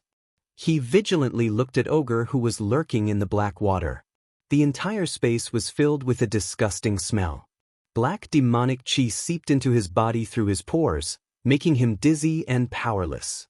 This kind of terrifying demonic chi could only be dispelled by divine power. No matter how strong he was, he had no way to resist it. Ha! Tremble, people of Blue Waves continent, you all will melt in this black water and become the stepping stones of my conquest of this continent. Wait until I take down Blue Waves continent, then I will be able to open the passage to welcome my companions. Aogu issued a savage laughter, then the black water rippled and approached Xianxia and Yunjioga. Xianxia, I can't undo the seal. Yunjioga desperately mobilized the divine power in her body to break the seal. But the seal was too powerful. It was as powerful as the passage she had sealed with her body. Obviously, Ogre had used all his power to seal her godhead. If she could break through this layer, not only would she obtain divine power, she would also be able to kill Ogre. But first, she had to have enough power to undo the seal. Calm down, the godhead is already in your hands. You can definitely undo it. Xianxia's voice was calm and steady. Yes, yes, yes, I can definitely undo it. Yunjioga encouraged herself. Then, she condensed her divine power again to attack the seal. But her remaining divine power was too weak. It was like trying to smash an egg against a stone. Give up resisting, stupid Kanglin people. We Blackbone demons are the most powerful race of extraterrestrial demons. No one can resist our invasion. Ogre's gloomy voice echoed in the space. Ancient demon He accidentally discovered that the origin power of Blue Waves continent was very suitable for them to invade. Although Blue Waves continent was only a low-level plane, the extraterrestrial alliance clearly stated that they were not allowed to invade the origin continent that had consciousness. In order to prevent other races from discovering this piece of fat meat, ancient demon He sent Ogre to secretly come to Blue Waves continent to open the passage. But because of a moment of carelessness, Yunjioga used the godhead to seal it. Before he fainted, he released his contracted demonic servant. Then Yunjioga sealed it and threw it into this secret realm. He spent countless efforts to slowly reverse the situation and was successfully lured to this secret realm by Yunjioga. Now, it was time for him to harvest the fruit of victory. Shut up! Yunjioga angrily shot an arrow at Og. The golden arrow pierced through the black water and ignited with golden flames. The water level of the black water dropped a little. If she had enough power, she could burn the black water, just like how she forcefully closed the passage. Don't waste your divine power. That's just a provocation. Xianxia pressed down on Yunjioga's hand. But I can't break the seal. Yunjioga didn't want to admit that she was useless, but she had indeed lost this time. There must be a way. Xianxia was not discouraged at all. No, Xianxia, we've lost. Later on, I will burn my godly power to get you out. Then I will be reincarnated once more. This time, you must find me as soon as possible. Yunjioga gripped Xianxia's hand tightly. It was all her fault for being too conceited and foolish in her previous life. For the sake of the unreachable son of life, she had hurt the person she loved and pushed him away. That was why she was destined to fail. No, I won't look for you again. Xianxia's eyes flashed with gentleness and pain. I have already waited for 2,000 years. I don't want to wait any longer. Also, Yueling said that if you reincarnate again, your soul power will be even weaker. It will be even more impossible for you to defeat Og. No, I will reincarnate with God's spark this time. It will definitely be better than this life. Yunjioga's tone was anxious. She really wanted to convince Xianxia, but she knew very well that in her previous life, she was at the peak of power. At that time, she couldn't kill Og. If she lost in his hands in this life, there was no chance of winning in her next life. Azure Wave Continent was finished. But even so, she still hoped that Zishang could survive. No, this time, let me help you. Zishang suddenly hugged Yunjioga's waist and forcefully covered her mouth. A warm thing slid down her throat from her mouth and into her abdomen with a familiar taste. That was Zishang's inner core. You're crazy. Yunjioga wanted to spit out the inner core. Without the inner core, Zishang would have no divine soul. He would die. I know you can do it. Zishang smiled. His handsome face was so gentle that it was intoxicating. His finger flicked out a beam of moonlight that entered Yunjioga's body. Moon spirit threads suddenly appeared and tightly wrapped around Yunjioga, pinning her to the wall. Let me go, Yunjioga ordered the moon spirit threads. But Yu Ling, stubbornly sent a remnant of consciousness over. I knew that entering the secret realm would be life-threatening. But don't worry, I will definitely take you out of the secret realm alive. This was Yu Ling-er's consciousness that Zishang had secretly collected. He had prepared it just for this moment. Jioga, I love you, Zishang said and jumped into the black water. Zishang! Yunjioga screamed. A blinding dragon light came out of Zishang's body. Dragon horns appeared on his forehead, and black dragon scales extended downwards. In the end, he transformed into an extremely powerful black dragon. The black dragon's strong tail viciously whipped the walls of the space. A strong dragon aura immediately exploded. The black water surged and the entire space shook. Damn it! Aogu roared angrily. The black water rolled up turbulent waves and rushed towards Zishang.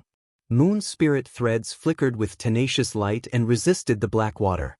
Yunjioga was safe and sound, but Zishang was covered in cuts and bruises.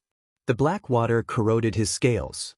His flesh was mottled, but he fiercely collided as if he didn't feel any pain.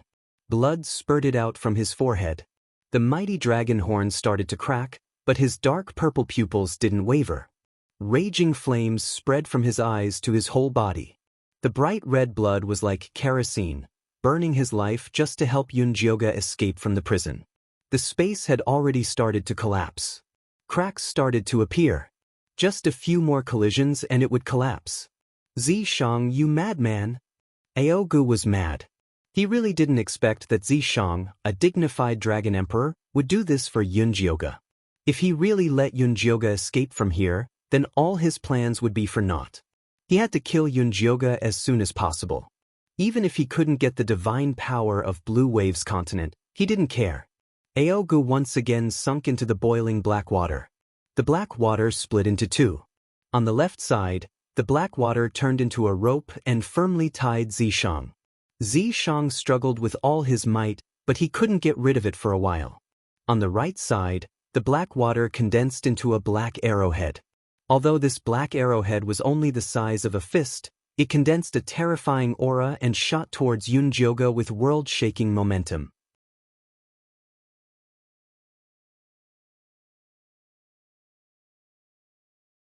Chapter 551. Yunjioga's pupils shrank. Moon spirit threads also sensed great danger and immediately took Yunjioga to hide, trying to escape the black arrow's attack. The black arrow chased after Yunjioga but failed to lock onto her. It seemed to impatiently stop and then split into countless black arrows that filled the entire space. The black arrows were all pointed at Yunjioga. No matter where she hid, she could not escape the attack. Die! Ogre let out a triumphant yell, and the black water 10,000 arrows shot toward Yunjioga with a destructive aura. Yunjioga's scalp went numb. Golden divine power condensed on the surface as she prepared to take this terrifying attack. At this moment, Zishang suddenly let out a roar. His black dragon body suddenly exploded. After breaking free of the black water, he instantly blocked Yunjioga's path. Countless black arrows shot into his body. His already wounded body was now covered in bloody holes. He looked like a piece of ragged cloth. Zishang! Yunjioga screamed uncontrollably. She held Zishang's blood-stained dragon head with trembling hands. She wanted to touch him but was afraid of hurting him. Live. Xianxia spat out the words in a hoarse and tired voice. He used the last of his strength to slam the stone wall above him. The dragon blood and black water mixed together and finally exploded the entire space. Yunjioga's body was sent flying by a huge wave of air and flew towards the hole in the sky. Her body floated in the air. The wind whistled in her ears. The dark brown dry land appeared in her eyes again, like a picture of the end of the world. In this gray picture, Xianxia's bloody and broken body was extremely eye-catching. His dark purple eyes stared at Yunjioga's figure. Inch by inch, his falling body turned to ash and disappeared from the world. Ah! Yunjioga let out the roar of a wounded beast. It was like a cuckoo crying blood. Her soul was in so much pain that it felt like it was about to explode. The dragon orb in her body sensed its master's death. It released the last of its demon power and surged into her abdomen along with the golden divine power. Her abdomen squeezed violently. The pain made her break out in a cold sweat. She could feel a huge force pressing against her dantian. Warm water flowed out from under her. Something fell out of her body and floated in front of her. It was a white egg the size of a palm. After shaking violently from left to right, it made a popping sound. A cute little head popped out. It had a pair of forked golden horns on its head, fluffy golden hair, a round little face, short thick eyebrows, and a fiery red phoenix feather flower mark in the middle of its eyebrows. It looked a little like Yunjioga, but also a little like Xianxia. There was no doubt that it was their child, the legendary child of life. Yunjioga stared blankly at the child, her mind completely blank. She felt as if her soul was slowly disappearing with Xianxia's death. Saving the world? Saving the calamity? All of this had nothing to do with her. At this moment, she only wanted to follow Xianxia. The little dragon man crawled out of the shell and hovered in front of its mother. Its body was very healthy, and its 4 limbs were chubby. There was even a golden dragon tail on its tailbone that emitted the purest light of life. Son of life? Ogre's surprised voice rang out. Then, a huge black palm rose from the ground and grabbed at the little dragon man in the air. Wah wah wah! The little dragon man was so frightened that it cried loudly. Rumbling thunders and hailstones rained down, scattering the huge black palm in the air. Ogre was not discouraged by the failure.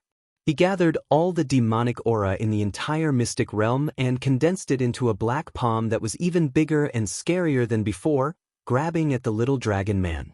The little dragon man's wind, thunder, and hailstones rained down again, but it was unable to scatter that terrifying huge black palm. Wah wah wah! The little dragon man felt fear and immediately crawled into Yunjioga's arms. It tried its best to burrow into her clothes, wishing that it could turn into an egg and return to its mother's embrace. The warm touch finally awakened Yunjioga's consciousness. She hugged the child's tiny body, and she finally came back to life. Xianxia was dead. What she wanted to do was to take revenge, not to wallow in self-pity. Yunjioga used her moon spirit threads to bind that huge black palm. Then she condensed her divine power again, wanting to break the seal. The golden godhead had already shattered the seal when it descended. The familiar divine power fused into Yunjioga's divine soul again and flowed through her entire body. A golden red flame lit up between Yunjioga's brows. The phoenix feather flower was as dazzling as a phoenix that had gone through nirvana. Streaks of red patterns spread down from her forehead. Golden red light feathers formed a pair of wings on her back, illuminating the world with divine light. Damn it! Ogre screamed uncontrollably. After the seal was broken, the power of his divine soul was also rapidly disappearing. If he did not think of a way to escape, he would really be destroyed. Ogre looked at Yunjioga with resentment. The huge black hand formed by the black water split into countless raindrops and rained down on the world. As long as a trace of his divine soul could escape, he could continue to lie dormant and wait for the day he could make a comeback. Yunjioga, just you wait. Everything is not over yet. Ogre's divine soul split into thousands of pieces. Just as he was about to fall to the ground and escape, he suddenly realized that his vision blurred. The vast mystic realm turned into a blue space. You are not the only one who knows how to set up a spatial barrier. Yunjioga's voice spread out like water ripples. Ogre widened his eyes in horror. He looked up and saw Yunjioga hugging the little dragon man and looking down at him from above. The golden little dragon man opened its little hands and looked at him curiously with its extremely pure eyes as though it was looking at something fun. Spatial barrier was the innate ability of the golden dragon. After it absorbed its mother's divine power, it became even more powerful. It transferred all the black water that Ogre turned into its own spatial barrier. The Azure Waves continent is mine. You should not covet something that doesn't belong to you. Yunjioga raised her hand expressionlessly. A wisp of golden flames emerged from her hand and floated into the air before turning into a thunder fire needle. Die! Following Yunjioga's order, the thunder fire needle transformed into countless lightning needles and rained down like a rainstorm. The purple lightning exploded above the black water and eventually turned into golden flames that burned fiercely. The black water bubbled like boiling water and turned into transparent water vapor before vanishing without a trace. Don't kill me, don't kill me. Keeping me alive is useful to you. You can use me and the ancient black ink race. They will definitely be willing to pay any price in exchange for my life. Ogre let out a miserable scream and kept tempting Yunjioga to spare his life. Yunjioga's response was to increase the output of divine power. The fire was like a bottle of oil that was poured into a bottle and quickly burned Ogre's divine soul into nothingness.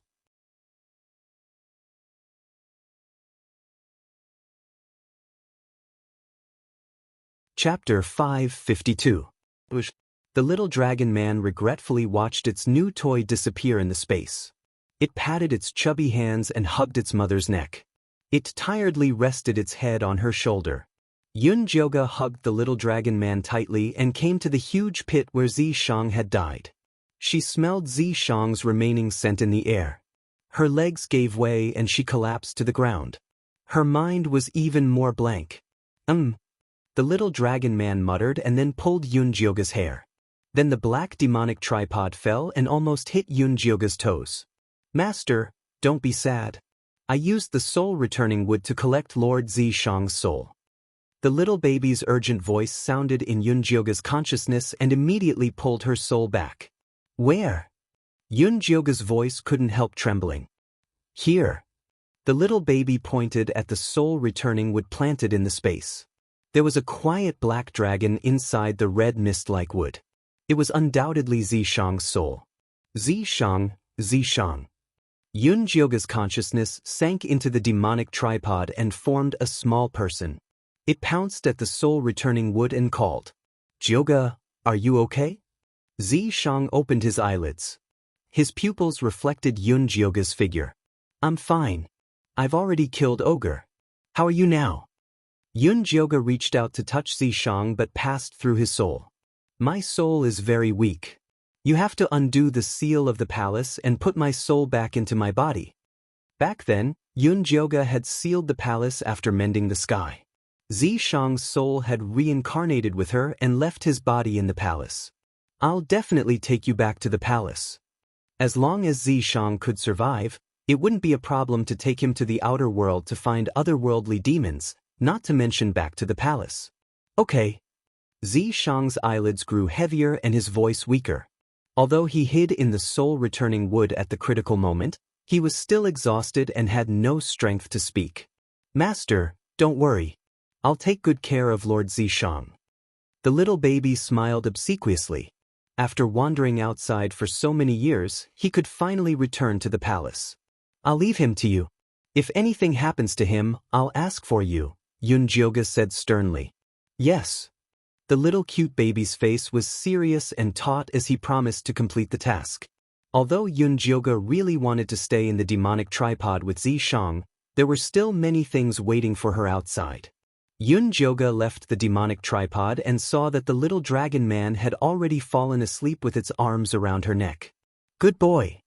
Yunjioga kissed the little horn on its forehead and sent it to the demonic tripod beside Xianxia. Then he spread his wings and flew towards Cloud City. Ian Shirley was standing at the top of Cloud City when he saw a beam of golden light flying towards him from afar. He looked into the distance and saw Yunjioga covered in golden light, stepping on auspicious clouds, looking extremely holy. "Greetings, Lady Goddess." Ian Shirley knelt on one knee and his voice reverberated throughout the entire Cloud City. The orcs also knelt down and welcomed Yunjioga's arrival with the most pious gesture. "Where's Nangong Li?" Yunjioga landed in front of Ian Shirley and asked. "He's dead." Ian Shirley sighed. "What's going on?" Mo Hun was not easy to deal with. She didn't think that Ian Shirley could kill him. "Follow me and you'll know." Ian Shirley brought Yunjioga to Nangong Li's room. She saw Nangong Li's corpse lying on the ground. He had become a monster like Nangong Yu. Bailey Moyun sat at the side with a shocked expression. He was completely dumbfounded. There was a loud noise in the sky just now. "He suddenly died and became like this," Ian Shirley said. "Very good. She didn't have to do it herself." "Lady Yun, what exactly happened?" Bailey Moyun supported himself against the wall and stood up. He didn't understand how his best friend had become such a monster. Nangong Li and Nangong Yu were both killed by the Mo Hun. Yunjioga told him about the extraterrestrial demon and ogre. Nangong Li, who had been possessed by the Mo Hun, had planned to kill all the orcs in Cloud City. Unfortunately, he had died with ogre before he could act. Now that the passageway is closed, does that mean that the catastrophe is about to end? Ian Shirley asked nervously. The extraterrestrial demons have already set their eyes on this place. They will send more people here sooner or later. We must prepare in advance. Gather all the orcs. I have orders. Yunjioga didn't have time to waste. After settling things here, she still had to bring Zishang back to the Divine Palace. After all the orcs had gathered, Yunjioga eliminated all the death chi and devil chi that had polluted the arcane realm in front of them. Golden light shone on the ground. Everything grew, grass sprouted, and clean spring water appeared again. The orcs knelt at Yunjioga's feet excitedly. Tears streamed down their faces as they murmured, thanking the goddess for her gift. "Ow, ow, ow, aren't you taking me with you?" When Dummy heard that Yunjioga was going to leave, he was so scared that his eyes widened. "You're more needed here." Yunjioga patted Dummy's head and secretly transferred some divine power to him. Dummy's body elongated and slowly grew taller. Finally, he turned into a handsome young man with slanted eyes. "When you grow up, come find me at the Divine Palace." Yunjioga smiled and shot a golden oracle into the sky. She ordered the Eagle Man Prince Ling Fei to be the Beast King and lead the entire orc race. She also left the training rules for the priests in the Divine Palace. She asked the tribes to pick out the best orcs to enter the Divine Palace to learn the knowledge of the priests and help the orcs continue to evolve. After Yunjioga settled things in the arcane realm, she left with Bailey Moyun and Ian Shirley. "Goddess, what can I do?" Bailey Moyun's expression was determined. The death of his best friend made him realize how terrifying the extraterrestrial demons were. He was eager to do something. "I will grant you nascent soul cultivation. I hope you can lead the righteous path and prepare for the coming catastrophe." Yunjioga took out a divine elixir that she had made in her previous life. She had originally prepared it for the battle against the extraterrestrial demons. But after what happened to Zishang, she didn't want to shoulder all the burden. The rise and fall of the world was everyone's responsibility. Bailey Moyun had a righteous heart. She believed that he could lead the righteous path cultivators to success. "Goddess, don't worry. I know what to do." Bailey Moyun took the divine elixir and swallowed it, then left. "Looks like the evil sects are for me." Ian Shirley took a step forward and stood in front of Yunjioga. "This is what Zishang promised you." Yunjioga took out 2 green heart of the universe. "Thank you."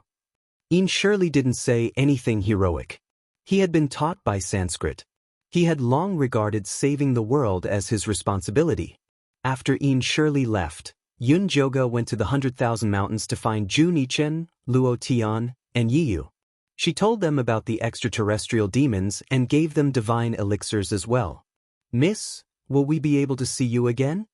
Yi looked at Yun Jioga sadly. Jun Yichen and Luo Tian also looked sad. Cultivate well. When you reach the soul formation level, you can come and see me, Yun Jioga comforted.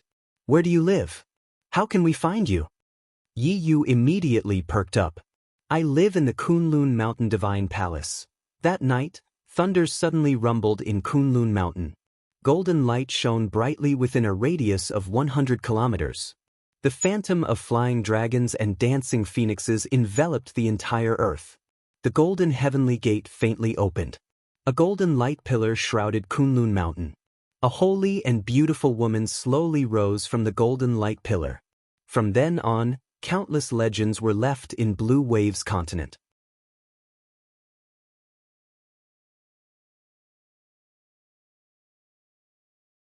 Chapter 553. Divine Palace, Lotus Hall. Yun Jioga held his son's little paw and pointed at the big white egg that was soaking in the golden pool. Baby, do you see that white egg? That's your father. Egg father? The little dragon man frowned. It did not understand why other people's fathers were so tall and mighty, but its father was a big white egg. He was injured in the fight with the bad guys to save us, so he could only hide in the egg and grow out again. Yun Jioga carried his son closer to Zishang. A year ago, she successfully opened the seal of the Divine Palace and found Zishang's original body. She did not expect him to degenerate into an egg after putting his soul in.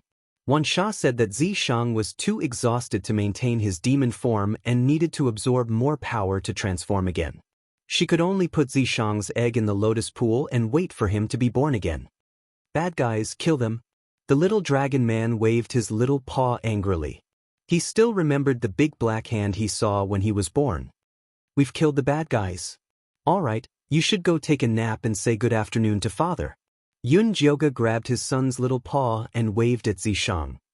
Good afternoon, father. The little dragon man waved his paw obediently. Zishang's egg shook slightly as if responding to them. Zishang, do your best.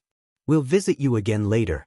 Yun Jioga kissed Zishang's egg and left the Lotus Hall with his son towards the Golden Dragon Hall. Along the way, the maids bowed to her. The one in charge of taking care of the little dragon man was a maid chosen by the Spirit Clan. Her name was Qing. Goddess, Lord Wan Sha just sent someone to look for you. He said that there's someone waiting in the hall. Qing was small but very strong. She took the heavy little dragon man from Yun Jioga's arms effortlessly. Mother, accompany me. I'm scared. The little dragon man pulled Yun Jioga's sleeve with tears in his eyes. All right, mother will accompany you. Yun Jioga could not bear to see her son acting like a spoiled child. Although the little guy was already as tall as a 3-year-old human, he was still a 1-year-old who needed his mother's company. The little dragon man immediately smiled happily and lay on the small golden bed. There were shiny gems beside the pillow. The dragon race had always loved to collect treasures, and the little dragon man was no exception. The entire Golden Dragon Palace was inlaid with all kinds of gemstones that it liked. Go to sleep. Yun Jioga touched the small forked horn on his son's forehead and gently hummed a song to coax him to sleep. The little dragon man slowly fell asleep, and there were beautiful gemstones everywhere in its dream. Its favorite was the white jade statue of its mother in the middle. Mother is the most beautiful. The little dragon man took out a small handkerchief and wiped the face of his mother's statue happily. At this moment, a clear and arrogant voice rang out. Little bastard, you've finally come. The little dragon man turned its head and saw a boy who was about 7 years old appearing in its dream. He wore a gorgeous black robe, and his face was extraordinarily handsome. His lips were bright red as if they were stained with blood. The pair of small black horns on his forehead were incomparably sharp, and they flickered with an ominous light. Anyone who looked at them would feel like they were being stabbed. Why are you here again? I don't welcome you. The little dragon man spread its arms in front of its mother's statue and looked at the boy warily. A bastard will always be a bastard. It doesn't make sense no matter what. The boy crossed his arms in front of his chest and said to the little dragon man with contempt, Don't think that you can stop the attack of the ancient black fiends just because you eliminated that idiot ogre. If you surrender and serve me as your master now, not only will I spare your life, but I can also confer you the title of the ruler of this mainland. You just have to give me half of the origin source. No, it's all mine. Although the little dragon man did not understand what the origin source was, it remembered what its mother had said before. If a stranger asked for something from it, it must not agree to it no matter what it was. Refusing a toast only to drink a forfeit? A furious light flashed in the boy's dark eyes, and then he pounced at the little dragon man. The little dragon man immediately hugged its head and curled up into a meatball. It only used its golden dragon tail to counterattack the boy, and the two of them instantly got into a fight. Xianxia did not know that her son was being bullied in his dream. When she saw that her son had closed his eyes, she left quietly and came to the hall. "Sir, you're here." Xianxia came to welcome her. "Who's waiting for me?" After Xianxia had asked Xianxia to secretly summon back the maidservants from the divine palace, she had ordered that her former lovers were forbidden from finding her. "It's a tree spirit that I don't know. He said that you saved him in the mystic realm of the Een Spirit Mountain Range." Xianxia saw that the tree spirit spoke in a logical manner, so he informed Xianxia. Tree spirit? Xianxia was puzzled. When did she help a tree spirit? When she saw the handsome man with green hair and green eyes standing in the hall, she remembered that she had helped a human-faced peach king tree before. "Lady Goddess." The human-faced peach king's eyes instantly lit up when he saw Xianxia. His green eyes shone with a gentle light, like grass that had been dipped in dew. "Sit. I didn't think that you would reach the divine transformation realm so quickly." Xianxia remembered that when the human-faced peach king left the mystic realm, he was only at the golden core realm. If not for a huge fortuitous encounter, it would be impossible for him to reach the divine transformation realm so quickly. After we parted ways in the mystic realm, I obtained other fortuitous encounters. That was why I was lucky enough to reach the divine transformation realm. The human-faced peach king's smile was a little bashful. He wanted to look at Xianxia, but he did not dare to. "Why are you looking for me?" Xianxia did not have many feelings for the human-faced peach king. "Today, I was entrusted by someone to come and find Lady Goddess." The human-faced peach king also became serious when it came to business. Entrusted by who? Xianxia frowned slightly. Countless names flashed through her mind. "I was entrusted by Lord Fan Een to come and see you." The human-faced peach king's greatest wish in this life was to see Xianxia again. That was why Fan Een had helped him with his tribulation. He's quite scheming. Ever since Xianxia returned to the Divine Palace, Fan Een had sent countless invitations to see her. However, Xianxia had rejected all of them. Xianxia knew very well what Fan Een wanted to say to her. It was undoubtedly about the calamity and the lives of the world. However, she had already said that she did not want to care about it, so she did not want to see him. The human-faced peach king gathered his courage and said, "Lady Goddess, Lord Fan Een asked me to help you pass on a message. He said that he did not want to see you to talk about the calamity and the lives of the world. Instead, he really misses you. He hopes that you can give him a chance to see you." Xianxia stood up and said, "Go back and tell him that if I want to see him, I will naturally go and find him. Xianxia, see him off." Xianxia walked in front of the human-faced peach king and was about to take him away. At this time, the human-faced peach king suddenly gathered his courage and asked Xianxia another question. "Lady Goddess, I heard that you are looking for a male pet. I wonder if I have the chance to fight for it?"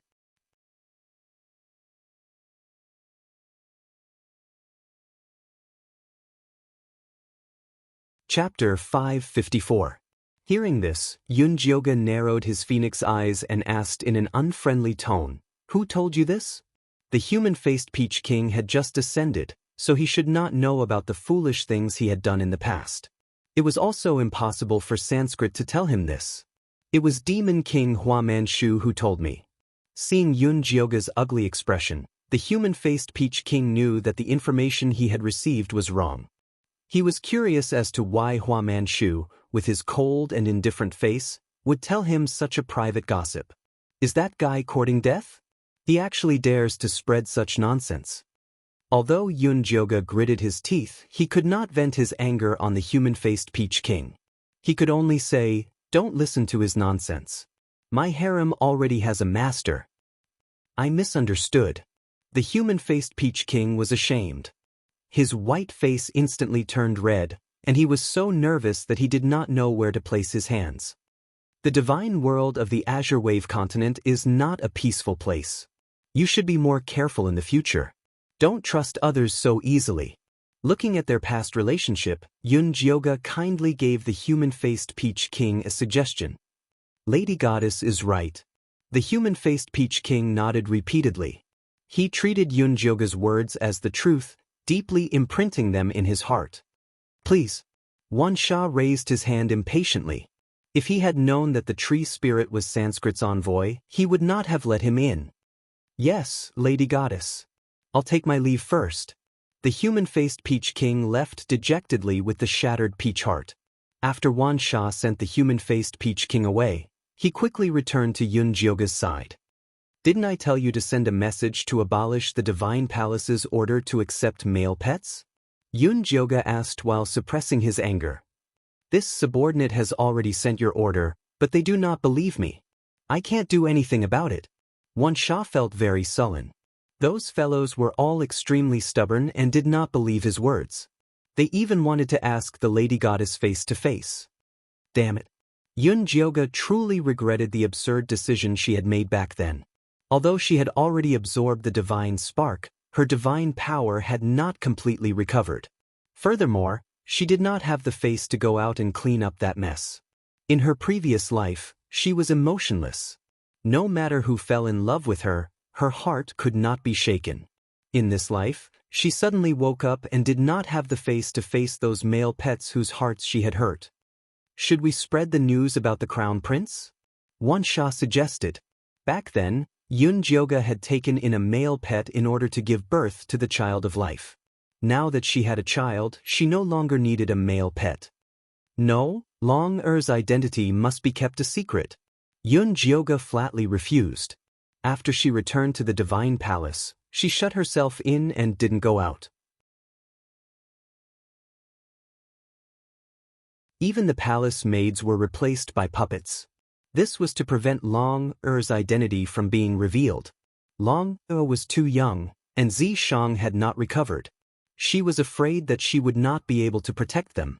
But the paper cannot contain the fire. Wansha frowned. Ever since Yunjioga had been reincarnated and sealed off the Divine Palace, the power of the Divine Palace had been far from what it used to be.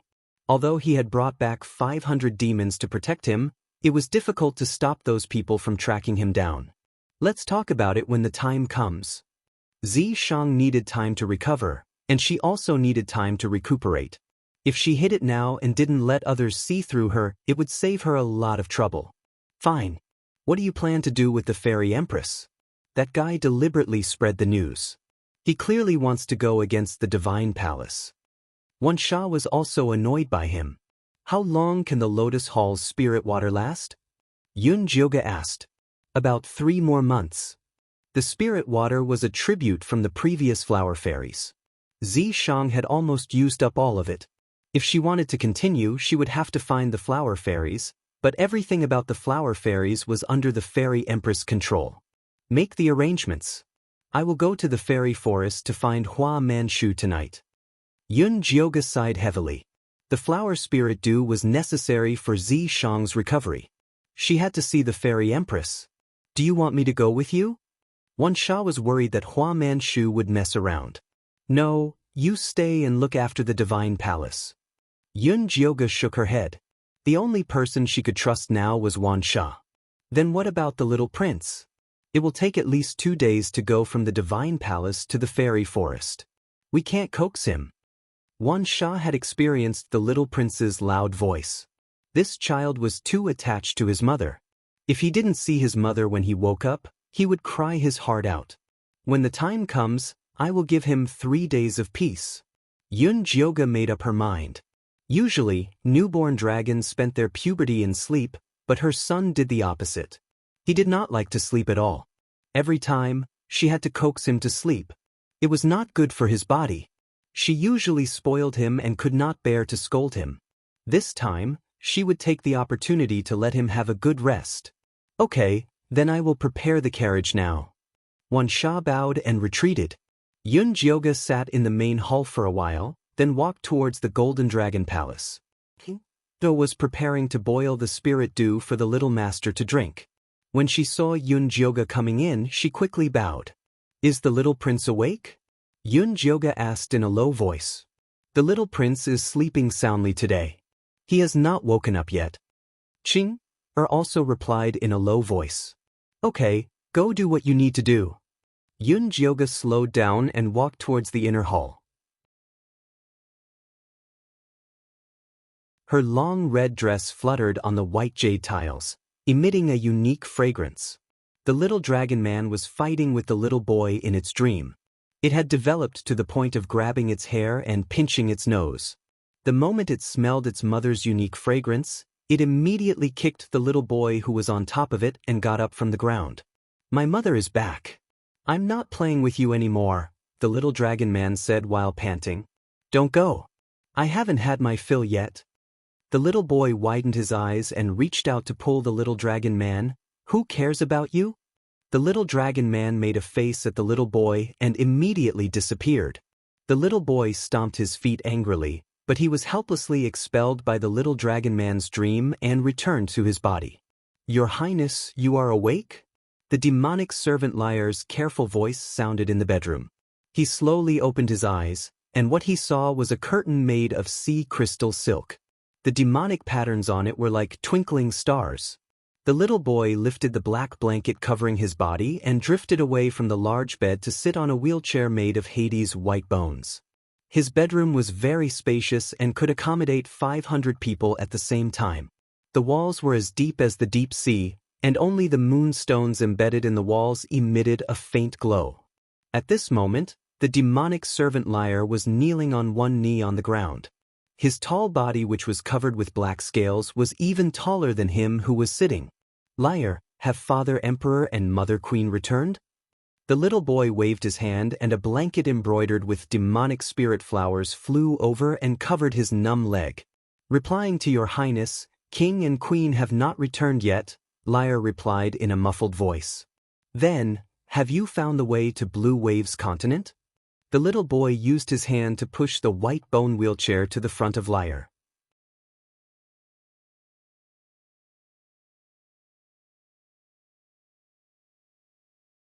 Chapter 555. Your Highness, it is not easy to find an ancient devil body that can be used as the key. We are trying to find a way. Liar was so ashamed that he didn't dare to raise his head. They thought that Azure Wave Continent was just a lower realm and they could take it down as long as they avoided the eyes and ears of the Outer World Alliance. They didn't expect Ogre's Heaven Soul Lamp to extinguish. This meant that the opening of the passage had failed. Ogre was born with the Void Devil body and was the best key to open the space passage. They thought that Ogre would succeed, so they didn't prepare any other keys. They couldn't find a suitable target in such a short time. You should know that my legs can't wait for long. The little boy's face was gloomy. The black horn on his head was flashing with terrifying light. Your Highness, don't worry. We are already looking. We should have news soon. Liar's cold sweat dripped down. This crown prince became more and more violent after his legs were cursed and lost their vitality. He often killed people. Get lost. The little boy ordered coldly. Liar immediately bowed and left as if he came back to life. In the blink of an eye, only the little boy was left in the empty hall. His gaze swept across the various toys in the hall and finally returned to the big bed. Forget it, I will go to that little guy's dream to play with him. The little boy muttered to himself. As the only inheritor of the ancient devil race, his status was extremely noble. No other devil dared to be impudent in front of him. They didn't even dare to speak loudly. In order to break the curse on him, his father and mother racked their brains. They thought about how to plunder the origin power of the lower realm to help him break the curse. They were so busy that they didn't even have time to talk to him.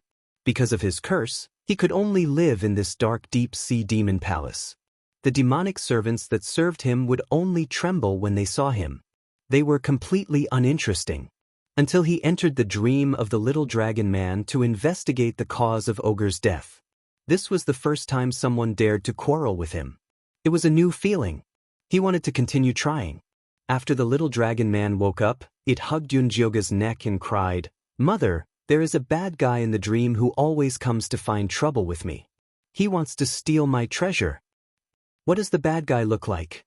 Yunjioga asked while gesturing to Qing to bring over the spirit milk. "It's black. The horns on its head are also black." The little dragon man touched its golden forked horns and said rather proudly, "Not as pretty as baby." "Then it must be jealous of our baby's pretty little horn, so it came to bully you. Come, baby, drink some spirit milk." Yunjioga handed the crystal cup to his son. "That must be it. Mother, you are too smart." The little dragon man happily hugged the big cup and gulped down a big mouthful of milk, leaving a circle of white milk foam on its little mouth. "His horns are ugly. You can't make fun of him. Try to be good friends with him next time."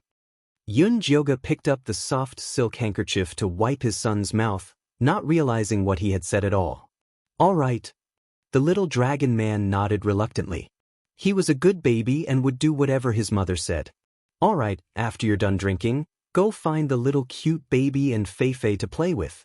Yunjioga picked up his son and put him on the ground. After returning to the divine palace, she put the demonic tripod back into the myriad flower spirit garden. Xiaoqiao, Feifei, and treasure-seeking scorpion were also placed there to live. The little dragon man often went to play with them, but only Xiaoqiao could play with it. The little cute baby looked like a kid on the outside, but it had experienced the vicissitudes of life on the inside. It always regarded itself as Xiaocao's elder and talked about great principles, which was especially annoying. Meanwhile, Feifei fell in love with the work of converting death aura after going to the mystic realm, so Yunjioga sent it to the demonic realm of the divine palace to train. The female scorpion got pregnant not long after coming to the divine palace. The treasure-seeking scorpion was both happy and worried, so it stayed by his wife's side every day. Yunjioga had already promised the little dragon man that she would let the little scorpion be its spirit pet after it was born. As for the ingrate's eyeball that she collected in the mystic realm, she gave it to Wan Sha as a pet. She heard that it was living well and had already grown another eyeball. "Let's go and see the scorpion baby." The little dragon man immediately ran towards the myriad flower spirit garden happily. Touching the belly of the female scorpion every day and greeting its future spirit pet had become its new hobby. Yunjioga didn't accompany her son to the myriad flower spirit garden. Instead, she went to the lotus hall. The white egg that Zishang had transformed into was as big as a person's face. It was placed vertically in the spirit water. When it saw Yunjioga, the eggshell started to glow slightly, fully expressing its joy. Yunjioga took off her gorgeous outer robe, kicked off her red phoenix-winged satin shoes, and walked into the lotus pond barefooted.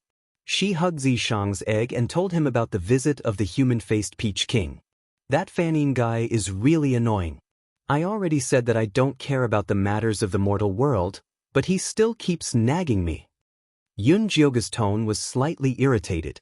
She had already done enough. The rest could only be left to the mortal world's cultivators to think of a solution. Zishang's eggshell became a little warmer, as if it was comforting Yunjioga's irritated mood. Yunjioga immediately felt a little better. Then she said, "There's not enough spirit water anymore. I'm going to find that guy Hua Manchu to get some more. If I can get some spirit stones, you can recover faster." Zishang immediately shook its eggshell with force, as if it was strongly objecting. "What are you worried about? There's nothing between me and him." Yunjioga patted Zishang's eggshell, annoyed and amused. Although the fairy king had come to stay in her harem for a few nights, she had only interacted with him. Later, Yunjioga realized that he was not a good breeding partner, so she rejected him. It was just that he was not willing to give up. Zishang still did not agree. Its eggshell flickered, and it was very agitated. "This time, I'm going to explain things clearly to him, so that he will completely give up. Yunjioga's previous refusal was not firm, which was why the Fairy King still had a sliver of hope. It was all her fault. Zishang shook even more violently. All right, stay here and recuperate. Try to appear as soon as possible. I'll be back in 3 days. Yunjioga got up and left the lotus pond. She had just put on her shoes and outer robe when she heard the sound of the lotus spirit water splashing. She turned her head and saw that Zishang had actually sucked up all the spirit water, then shrunk into a palm-sized white egg and flew towards Yunjioga. What are you doing? Yunjioga grabbed him and roared angrily. The spirit water was still enough for 3 months. It was such a waste for Zishang to suck it up all at once. Zishang did not speak. He clung tightly to Yunjioga's palm, expressing his attitude that he would rather die than go with her. Aren't you looking for a beating if you go out like this? Yunjioga was helpless. Why did she not realize that Zishang was so jealous before? Zishang ignored her and refused to leave.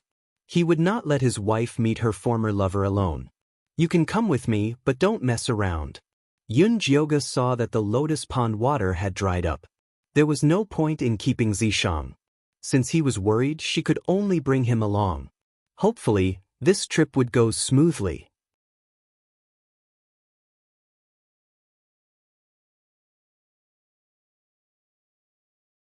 Chapter 556.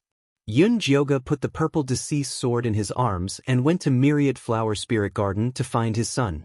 Ever since the little baby experienced the predicament of food shortage in the mystic realm, he consciously planted edible flowers and plants after returning to Myriad Flower Spirit Garden. From afar, one could see green thorny flowers wrapped around the periphery, sweet fruits dotted it, white dancing spirit flowers that looked like cotton candy fluttered in the air, and a swing made of red willow branches swayed in it. The little dragon man was playing a game of candy ball with Xiao at the moment. A colorful fruit the size of a human head was quickly passed between them, leaving a series of afterimages. Xiao was agile and could catch the ball no matter where the little dragon man threw it to. However, the little dragon man had an advantage over him. After all, he had an extra tail, and the little golden tail was more agile than his hands and feet. The colorful fruit slowly turned red as the two of them hit each other, and finally emitted a sweet fragrance. Okay, you can eat it, the little baby shouted, and the big red fruit floated in front of him. I want to leave it for Mother. I want to leave it for Master, the two little guys said in unison. This is a must, the little baby shouted loudly. Then he smiled fawningly at Yunjioga, who was walking towards the garden. Right, Master? You two are filial. I did not dote on you for nothing. Yunjioga walked into the garden leisurely. The little dragon man and Xiao pounced over together. Xiao was better.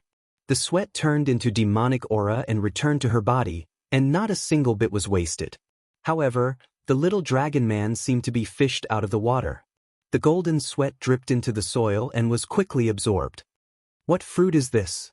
Yunjioga took the red fruit from the little baby's hand. There were 7-star runes on the fruit skin with an inexplicable charm. This is the 7-star fruit. It blooms every 700 years and bears fruit every 700 years. The fruit needs to absorb the purest vitality to ripen.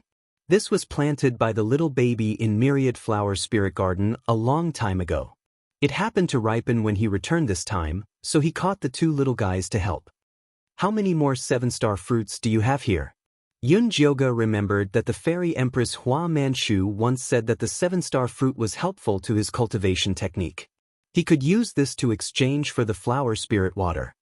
Very many. The little adorable child pointed behind him. The clouds and mist dissipated, revealing a straight black tree. 7 black tree trunks grew out evenly.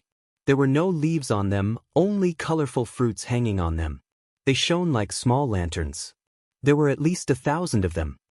Put up 50 of them, Yunjioga said to the little baby. You want to give it away? The little cute baby looked surprised. It had always been others who fawned on the divine palace. It had never been the divine palace who used things to fawn on others. It's not a gift, it's a trade.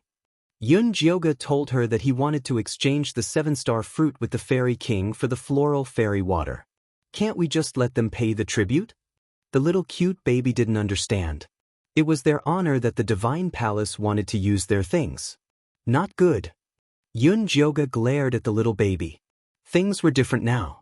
The power of the Divine Palace was not as good as it used to be.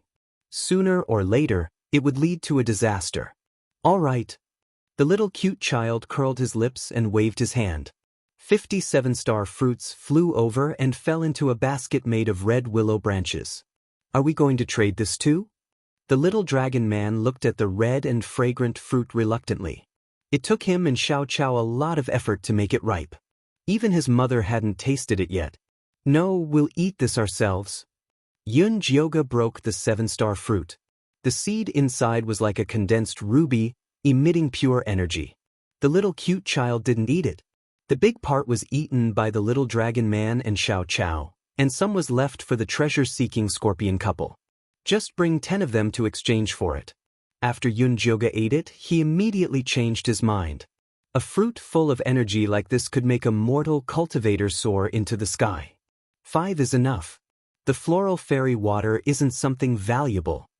The little cute child was more stingy than Yun Jioga.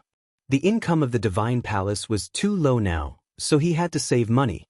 Okay, 5 it is. Yun Jioga put the red willow basket into his mustard space, then picked up the little dragon man and kissed it.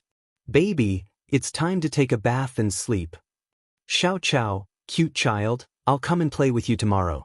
The little dragon man waved to his friends and returned to the Golden Dragon Palace hall with his arms around his mother's neck. Chingu, prepare the bath.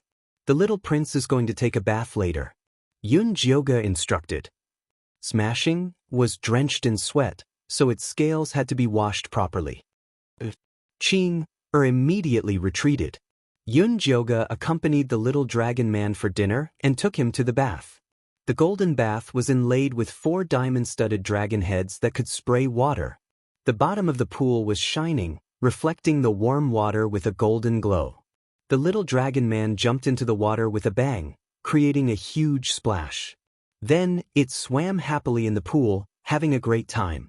The purple deceased sword rolled out of Yun Jioga's pocket and fell into the water, following beside, smashing. But then, the little dragon man subconsciously pounced over, wanting to grab Dan and play an egg-tossing game with his mother. Be careful. Yun Jioga's heart immediately jumped. She knew very well how much strength smashing was using. If smashing the purple deceased sword into pieces, then he would have to bear the crime of patricide. Although smashing had already turned into a white egg, its movements were still extremely agile. It squirmed around in the water, not letting smashing succeed. The little dragon man was playing crazily. The water splashed everywhere, drenching Yun Jioga. All right, both of you stop. Yun Jioga wiped the bath water off his face and was about to jump into the pool to deal with the father and son. However, smashing formed the word in the pool and continued to tempt smashing to chase after him. Yun Jioga observed carefully and discovered smashing's movements in the pool. He discovered that its movements in the pool were extremely rhythmic, and the pool water turned into a lifelike dragon shape. After smashing chased smashing a few rounds around the white egg, a beam of golden light suddenly flashed on its forehead and continuously extended downwards. Then, the long-tailed fat dragon man immediately turned into a dragon shape. Its long whiskers fluttered, its scales shone, and its 5 claws were powerful. Previously, Yun Jioga had been worried that smashing did not know how to transform. However, when she asked the Dragon Clan privately, they could not tell what was going on. This was because the Dragon Clan had never produced a golden dragon with divine power. Now that she saw smashing successfully transforming into a dragon, she finally relaxed. For a milk dragon, maintaining its original form was the most comfortable. When smashing saw that his son had finally learned how to transform into a dragon, smashing immediately flew back into Yun Jioga's pocket. He was just an egg now, and the running just now was really killing him. Still playing, still playing. The little golden dragon wagged its head and tail in the pool water. It was in high spirits and did not feel tired at all. I'm not playing anymore. Hurry and lie down. I'll help you brush your scales. Jioga forcefully dragged, smashing, to the shore and began to brush his scales.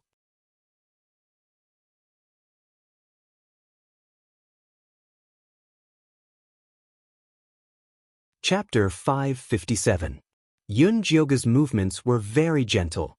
The brush he used to brush the scales was made from a 1,000-year-old gourd, and the bottom was inlaid with a gold base. My son was very infatuated with gold and gemstones. If it wasn't for the gold base, it wouldn't have let the gourd scoop on its body. The little golden dragon was so comfortable that it closed its eyes and started to doze off. The purple deceased sword rolled out of her pocket again and floated to my son's side before gently touching its little horn. Jioga also touched the purple deceased sword. It was hard on him to worry about his son's transformation in this state. After cleaning my son, Jioga wrapped it in a bath towel and placed it on the magnificent bed. Then, he dripped a few drops of spiritual milk into it before putting it next to my son's mouth and coaxing, "Be good, baby. Drink the spiritual milk first before sleeping." The little golden dragon closed its eyes and finished drinking the spiritual milk. After rinsing its mouth, it fell into a deep sleep. "Good baby, have a good sleep. You'll see me when you wake up." Jioga lowered his head and kissed my son's face. The purple deceased sword also touched his son's forehead. Before Jioga left, he covered all the luminous pearls in the house, leaving only the scorpion-shaped floor lamp on the floor. The little dragon man fell into a deep sleep. As it had too much fun in the myriad flowers spirit garden today, the same scene appeared in its dream, except that its mother's jade statue was placed at the door. However, there was a big white egg in the statue's hand this time. "Xiao Chao Menghua, quickly come out and play with me." The little dragon man plucked 2 unripened 7-star fruits from the 7-star tree and began to call its partners to play. Unfortunately, Xiao Chao and Menghua didn't appear in the dream, but a black hole. The ancient demon crown prince with a black horn on his head snuck into the little dragon man's dream again. This was the only place where he could get rid of the curse. "Why are you here again?" The little dragon man frowned and felt that its mood had become very bad. "I come whenever I want. What can you do to help me?" The crown prince raised his eyebrows and sized up the little dragon man's dream. Compared to the gaudy golden and gemstone-filled place before, this flower garden was obviously more interesting. The little dragon man really hated this fellow in front of it. Just as it clenched its little fist and was about to go forward to fight, it suddenly recalled what its mother had said previously. "His horns are ugly, so you mustn't make fun of him. Try to be good friends with him next time." The little dragon man tilted its head and looked at the black sharp horn on the crown prince's head. It was really ugly. There seemed to be a whirlpool at the top of the horn, and it was an eyesore. "What are you looking at?" The crown prince glared at him in an unfriendly manner. Ever since he was cursed, the horns on his head had turned black. The spiral patterns on them were the marks left behind by the curse. That was why he hated it when people stared at his horns. "Nothing much." The little dragon man shifted its gaze and awkwardly handed over the 7-star fruit in its hand. "Do you want to play with me?" it asked softly. The crown prince's gaze shifted to the big, brightly colored fruit. Although he didn't know how to play, he still said proudly, "Since you are so sincere, I will reluctantly play with you." "Okay, then I'll hit it. You have to catch it." The little dragon man excitedly kicked the 7-star fruit in the direction of the crown prince. The crown prince reacted very quickly and kicked it back. The two of them kicked back and forth a few times. The crown prince's powerful mental strength was displayed, and the angle of his kick was extremely tricky. The little dragon man almost failed to catch it a few times. In the end, it transformed into the little golden dragon and barely managed to hold on. The ancient black demon race was the best at training soul power. The fruit that the crown prince kicked out contained powerful soul power, and the little golden dragon rapidly increased its soul power while playing with him. The two of them were having a good time until the crown prince accidentally kicked the fruit outside and smashed Jioga's jade statue. "Mother." The little golden dragon stared blankly at his mother's jade statue that was separated from her head. Isn't it just a broken jade statue? What's so great about it? The crown prince was habitually arrogant. However, the little golden dragon was furious. With a wave of its tail, it pounced at the crown prince. The friendship that could have developed into a friendly relationship was instantly broken. Yunjioga didn't know that her son had quarreled with the crown prince of the ancient black demon race again. She took Zishang on the cloud sea spirit boat that Wansha had prepared for her and flew towards the fairy forest. At this time, it was already late at night. The deep blue sky was dotted with countless stars. The clear night wind passed through the defensive barrier and gently blew on Yunjioga's face. She stood at the bow of the ship with Zishang beside her, quietly admiring the boundless and beautiful night scenery. Do you still remember the days when we were patrolling? How glorious was that? Now we are in such dire straits. Yunjioga sighed. At that time, when she was patrolling with the identity of the goddess, she had 7 spirit boats escorting her. Everywhere she went, tens of thousands of people worshipped her. The divine palace was a supreme existence to the races and tribes of the world. Now, she was traveling alone with Zishang. On the ship, there were only puppet servants created by the divine palace, and the guards were yellow turban warriors. Compared to the past, it was simply miserable. And this time, it was all because after the calamity descended, she sacrificed herself to mend the heavens and seal the divine palace. She lost everything for the Azure Waves continent. When she returned to the divine palace, she found that she was surrounded by a pack of wolves, and they were all eyeing the weakened divine palace covetously. She couldn't help but reflect on whether she was wrong to be so noble in the past. Zishang flew to her shoulder and put his eggshell on her face to comfort her silently. It's okay, I just said it casually. Although I lost everything in the divine palace, at least I still have Long and you by my side. Yunjioga quickly pulled herself together. As long as Zishang could recover his former strength, there was nothing to regret. We still have to fly for one night before reaching the Demoness forest. Let's go and have a good rest first. Yunjioga hugged Zishang in her arms and entered the house to rest. Just as Yunjioga was in a daze, the flying boat stopped abruptly as if it had hit a rock. She instantly woke up, opened the house, and walked out. She saw that the flying ship had been forced to stop, and the yellow turban warriors and puppet maids were surrounding the cabin, preparing for battle. Outside the flying ship, there was a huge green net, and around it were 2 rows of demonic spirits holding long tridents. They were beautiful, had colorful hair, and had wings on their backs. The man standing at the bow of the ship had long silver hair, a beautiful and exquisite face, and slender eyes that emitted light. It was hard to distinguish whether he was a man or a woman. He was wearing a gorgeous green cloak embroidered with all kinds of flowers and trees, showing his noble identity. Demoness Empress, Hua Manchu. Hua Manchu, what is the meaning of you stopping my flying ship? Yunjioga floated in the air, and a red cloak embroidered with a soaring phoenix hung down, emitting a majestic and sacred light. Didn't you come to find me? I just came to greet you personally, Your Highness Goddess. Hua Manchu's voice was very pleasant, like the singing of a nightingale. Is that so? Why do I feel like you are here to find trouble? Yunjioga looked around at the demonic spirit warriors surrounding the flying ship. That cold golden long hair didn't seem to be here to greet her.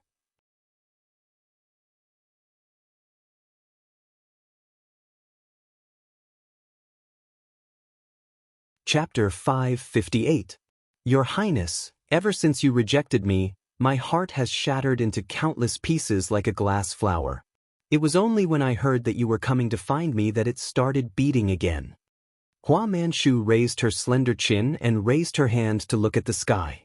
The green cloak behind her fluttered without any wind, and the shadows of flowers bloomed one after another. All that was left was to float out pink bubbles.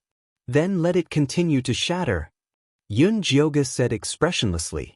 You're good at everything, but you're a little out of your mind. That's why you were kicked out of the harem back then. My dear Royal Highness, your words really hurt my heart, Hua Manchu covered his chest and said in a poetic tone, "Although you are very heartless, I still love you. I have already arranged a banquet for you in the fairy forest, and I hope that you will do me the honor of coming." After saying that, he bowed, full of sincerity. Yun Jioga looked around and saw that the fairy warriors had already occupied a 5-kilometer radius. It would be very difficult to fight their way out with the cannon fire on the boat. Furthermore, she did not want to fall out with Hua Manchu. The purple deceased sword moved in Yun Jioga's pocket, as if it wanted to fly out to teach Hua Manchu a lesson.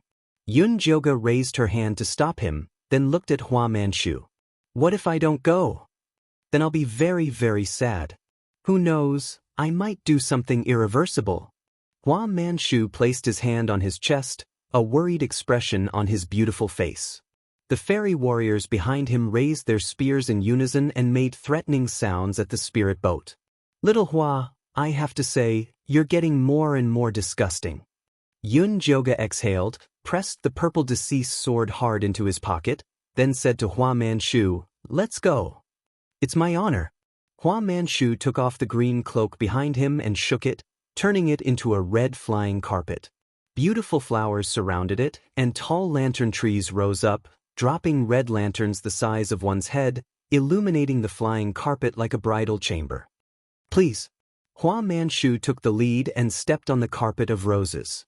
Yun Jioga put away the spirit boat, then added a barrier to the purple deceased sword, then followed Hua Manchu in. The flourishing green trees formed a transparent barrier, blocking all the fairy warriors outside. Yun Jioga arrived under a lantern tree and raised his hand to strike a golden imprint at Hua Manchu. The flower-shaped mark quickly burrowed into Hua Manchu's forehead. He shivered and slowly opened his eyes. A flower-shaped light flashed faintly in his pupils before disappearing. No one knew that Hua Manchu, the fairy king, was her servant who had signed a soul contract. He had entered the harem to complete the contract. "It's been 2,000 years. I've finally gotten my body back." Hua Manchu's tone and expression had become sharp, a stark contrast to his previous seductive demeanor. "Don't make it sound like you've been obediently staying in the seal." Yun Jioga glanced at him and said, "Tell me, what's going on? Who sent you to capture me?" "No one asked me to capture you. I came here on my own." Hua Manchu waved his hand and a set of white jade tables and chairs appeared under the lantern tree. After sitting down, he waved at Yun Jioga. "I don't have time to talk nonsense with you. If you don't make it clear, believe it or not, I'll beat you up." Yun Jioga crossed his arms over his chest and looked at Hua Manchu unkindly. "You're still as bad-tempered as before. I thought you'd change a little after reincarnating twice." Hua Manchu took out a blue and white porcelain tea set and poured himself a cup of fragrant tea before saying, "Someone is spreading rumors that after you and Zishang gave birth to the child of life, your divine spark is unstable. As long as you're killed, you'll be able to obtain the divine spark. Now, all the major forces are eyeing you covetously." "Who's spreading this rumor?" Yun Jioga frowned. There were many people who wanted to become gods. This rumor was too vicious. "They said it's Wan Sha." Hua Manchu took a sip of tea. "Impossible." Yun Jioga shook his head. She had left a divine sense imprint on Wan Sha. If he dared to betray her, he would immediately turn into ashes. "I know it's not him. But everyone is spreading this rumor. It should be the mastermind behind the scenes trying to sow discord between you two." Hua Manchu certainly knew that it was not Wan Sha. That guy did not have such a brain. "Other than here, where else received this news?" Yun Jioga asked. He had to understand his situation. "There are too many. Spirit race, dragon race, devil race, human race, demonic race." Hua Manchu counted with his fingers with a serious expression. "Enough." Yun Jioga held his head with a headache. Originally, he thought that everything would be fine after getting rid of Aogu. He didn't expect there to be so many troubles waiting for him. During the period when you sealed the Divine Palace and reincarnated, our Azure Wave domain was not peaceful. I suspect that a dark force wants to replace the existence of the Divine Palace. That's why they deliberately created this catastrophe." Hua Manchu said solemnly. You are saying that someone deliberately leaked the news of the Azure Wave continent to lure the ancient Black Devil race over? Yun Jioga gritted his teeth. Who exactly did this? Didn't he know that this would bring about a calamity? It's very possible. Otherwise, we have been fine for thousands of years. Why would there suddenly be an omen of a catastrophe? And this omen even indicated that you have to make up for the birth of a child to avoid it? Hua Manchu raised his slender and exquisite face. This made his refined and beautiful face look a little sarcastic. Back then, he strongly opposed Yunjioga collecting male pets to give birth to a child of life. He even tried to persuade her not to seal the divine palace. Unfortunately, Yunjioga turned a deaf ear to his words. Yunjioga even felt that he was too long-winded. She sealed his main soul and let that idiot secondary soul that only knew how to eat, drink, and be the leader. However, it was also thanks to this idiot secondary soul acting crazy for 2,000 years that he successfully joined the anti-divine palace camp. Who is the mastermind behind this? Yunjioga sat in front of Hua Manchu. The divine palace had been established for 5,000 years. After she became the goddess and arrived at the Cauldron Peak, there were countless enemies. There were too many who wanted to replace the divine palace, but there were only a few who had the ability. I don't know. But we can use the elimination method first. First, our demonic race is not. Hua Manchu put down his teacup and poured a cup of spirit tea for Yunjioga. The demon race isn't either. They don't have such a brain. Wan Sha said that when he went back to be the patriarch, he didn't find any particularly awesome or rebellious demon race. Yunjioga picked up the cup and took a sip. Those muscular fellows of the demon race are only interested in fighting and killing. It shouldn't be them. Hua Manchu nodded. The demon race wouldn't want to replace the divine palace. They would only rack their brains to build the demon palace. The dragon race can also be eliminated. They only like treasures and have no interest in ruling the continent. Yunjioga thought of her child. Since birth, Dragon Ball had displayed a miserly and greedy personality. Every day, it would think about how to sleep in the treasure. It was too difficult to think of replacing the divine palace to rule the continent.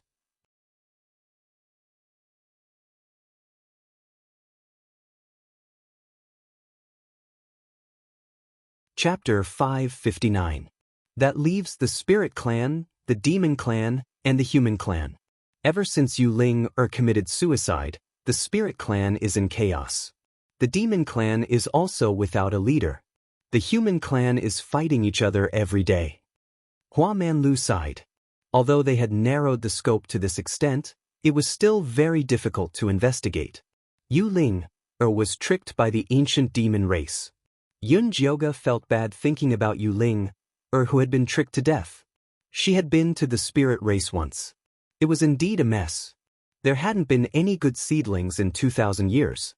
Yu Ling sister, Yu Qing was from the royal family of the spirit race, but her talent was very poor. Plus, her sister had violated the spirit race's ancestral teachings and committed suicide, so the people looked down on her. She had no choice but to bring Yu Qing back to the palace and let her take care of the little dragon man. As for the monster race, they had always been led by the dragon race. Once Zishang recovered his strength, he could subdue them. The only thing she found strange was the human race. Fan Yin's cultivation was high and she had always been responsible for the world. Why couldn't she settle the world? Right, I heard you and Zishang had the Son of Life. Is that true? Hua Manchu raised his eyebrows and started gossiping. Yes, our son's nickname is Long. He is a very healthy little golden dragon. Yunjioga's expression and tone became gentle when she talked about her son. So you're sure it's Zishang now? Hua Manchu asked. Of course. Yunjioga nodded with certainty. Good, I said you two were a match made in heaven. You really gave birth to the Son of Life. Hua Manchu couldn't help but clap. He was really happy for Zishang. In his eyes, only his cousin Zishang was good enough for Yunjioga. I've been hiding this information very well. Only I, Wan Sha, and Qing know. How could it be leaked? Yunjioga felt strange. Wan Sha and Qing or had her divine sense imprint. If they broke the rules, she would know immediately. She had set many restrictions on the palace. Even a message glyph couldn't fly out. Little Baby and the others were her spirit pets. They were locked up in Thousand Flower Spirit Garden every day. Didn't you say that ancient demon ogre was defeated by the crown prince in the primal chaos mystic realm? Could it have been there that the news was leaked? It's possible. Yunjioge recalled the eyeball he had given to Wansha. No, she had already thrown that fellow into the demonic tripod and sealed it before the little dragon man was born. Forget it, stop guessing. If it was so easy to guess, you wouldn't have suffered so miserably before. But since we've locked onto the range, we can beat it at its own game and lure it out. Hua Manchu whispered into Yunjioge's ear. He had come to kidnap Yunjioge with a plan in mind. Are you sure you want to do this? Yunjioge looked at Hua Manchu suspiciously. Of course, since everyone is saying that you have the scion of life, as long as we destroy this rumor, we will definitely be able to find the mastermind. Hua Manchu was very confident in his plan. But there's no need for me to marry you. Yunjioge frowned. She and Zishang had yet to formally go through the wedding ceremony. This is just a fake marriage. I believe my cousin will agree after hearing it. Hua Manchu still felt wronged. He had lived for thousands of years and had never found a partner. Then you can ask him yourself. Yunjioge took Zishang out of her pocket. What is this? Hua Manchu stared blankly at the white egg in front of him. This is your cousin, the demonic emperor of the dragon clan, Zishang. As soon as Yunjioge finished speaking, Zishang flew up and fiercely flew towards Hua Manchu's head. Cousin, I know you miss me, but you don't have to be so excited. Hua Manchu touched his head and felt a huge bump. As expected of his cousin. Only a dragon egg would have such a hard shell. Zishang, Hua Manchu wants to marry me and then destroy the rumor of the scion of life to find the mastermind. Do you agree? Yunjioge asked Zishang. Zishang flew up angrily and bumped into Hua Manchu's head. You saw it. Your cousin said he doesn't agree. Yunjioge shrugged. As long as Zishang was jealous, there was nothing she could do. Cousin, listen to me. Hua Manchu covered his head and moved 5 meters away from Zishang before saying, This is just a temporary measure. It is impossible for me to marry Lady Goddess. This is all an act. Zishang clearly couldn't accept the act either. He flew over and bumped into him again. All right, Zishang. Your cousin is just being kind. Yunjioge grabbed Zishang, who had lost control of himself, and pulled him into her embrace. Then she said to Hua Manchu, A fake marriage is fine. But you have to pay 100 bottles of flower spirit water and 10 flower spirit pearls. Let Zishang come out before the ceremony and let him replace you. Do I have to pay for my help?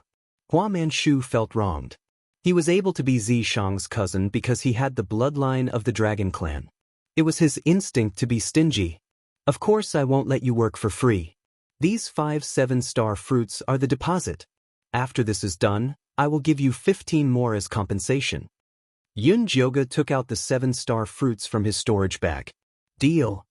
Hua Manchu's eyes lit up as he looked at the 7-star fruits. He immediately agreed. Let's go and give your cousin a bath now. Yunjioge said. Hua Manchu quickly laid down the formation. He poured out 100 bottles of flower spirit water and 10 flower spirit pearls before putting Zishang in. There is still an hour before we reach the flower spirit forest. Do you want to rest first? Hua Manchu asked Yunjioge. No need. The earlier we finish, the earlier we can go back.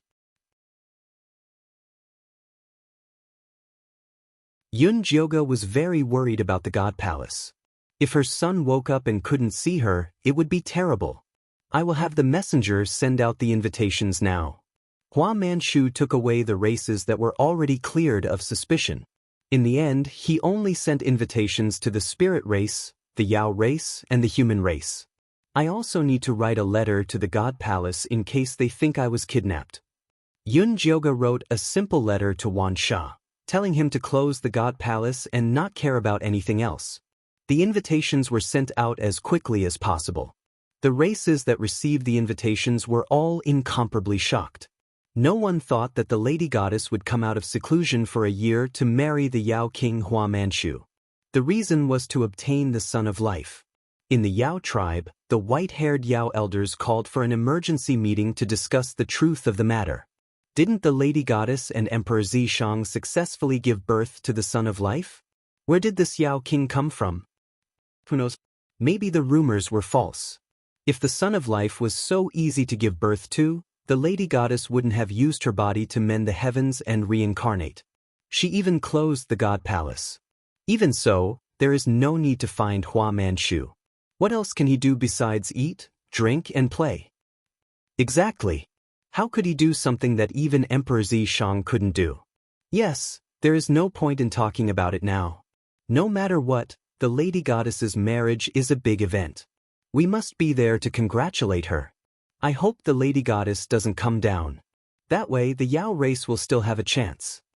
The same conversations spread among the various races.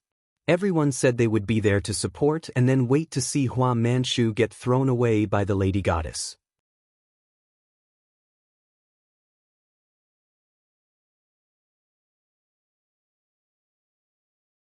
Chapter 560. In the vast and boundless Demonis forest, the Flower Soul Sea at the very center was Hua Manchu's private territory. This place was filled with tall serpentine trees, and at this moment, all kinds of red spirit flowers were blooming. Even butterflies were draped in red silk, flying through the trees filled with fine wine. There was a festive atmosphere everywhere. In the depths of the Flower Soul Sea, there was a stone cave that was Hua Manchu's cave abode. Countless barriers were set up inside and outside to prevent guests from accidentally entering. Yunjioga was wearing a gorgeous red robe with phoenix wings spread. She was lying in the cave abode's spirit pool, chatting with the purple Deci sword. Do you think anyone will fall for it?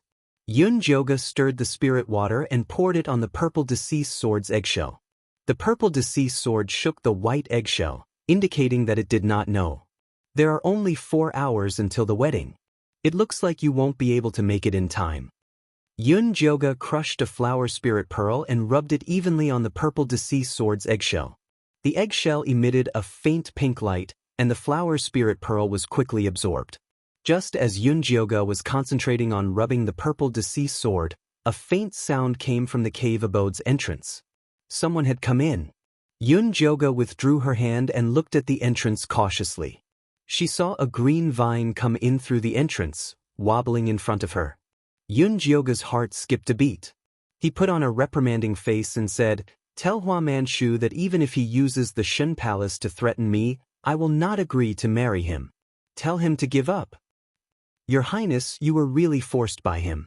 The green vine started to grow a pink peach blossom, and a familiar voice came from within. "Human-faced Peach King, why is it you?" Yunjioga stood up in surprise.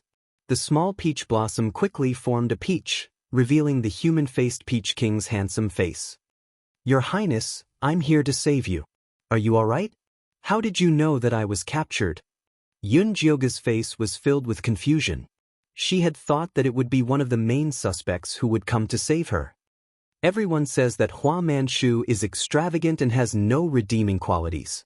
Unless he has something that can be used against you, there is no way you would marry him, the human-faced Peach King said anxiously. Yunjioga really didn't know what to say to the person who had sealed the Tree of Soul imprints and ruined his reputation. "Miss Yun, I spent a lot of effort to sneak in. Please come with me." The green vine rose into the air and transformed into the human-faced Peach King. "I'm very touched that you came to save me, but this is between me and Hua Manchu. You shouldn't have interfered." Yunjioga turned around and sat back down in the pool, his hands subconsciously stirring the water. Zishang had already sunk to the bottom of the pool when the green vines appeared. "Your Highness, I don't know what Hua Manchu is threatening you with, but even I know that with his strength, it is impossible for him to affect the foundation of Divine Palace." "He must be lying to you," the human-faced Peach King said anxiously. "You have just arrived at the deep sea realm and don't know anything." Yunjioga turned his head to look at the human-faced Peach King. He was wondering if the human-faced Peach King had run over on his own, or if he had been instigated by someone else. I know. Lady Fan Yin told me a lot, the human-faced Peach King said hurriedly. What did Fan Yin tell you? Yun Jioga frowned. He told me that you are the greatest goddess in the world, and that you are willing to sacrifice yourself to save the common people. He also said that the people of the deep-sea realm are eyeing you covetously, and he told me to protect you. The human-faced Peach King's expression was impassioned, and he was bragging even more than the emissary of Divine Palace. Yun Jioga expressionlessly pulled on the wind bell flower in the corner. Hua Manchu, who was guarding outside, immediately rushed in with the warriors and pressed the human-faced Peach King to the ground. Stinking brat, I only accepted you into the clan because of your Sanskrit chant. I never thought that you would betray me. Men, lock him up in the dungeon. Hua Manchu was filled with righteous indignation. Hua Manchu, you actually dare to threaten Lady Goddess to marry you. You will not have a good ending. The human-faced Peach King struggled with all his might, but in the end he was still tied up and dragged away by the demon warriors. After everyone left, Hua Manchu withdrew his arrogant and despotic expression. He looked at Yun Jioga helplessly and said, after keeping watch for an entire night, I only caught this stupid peach. How are the guests outside?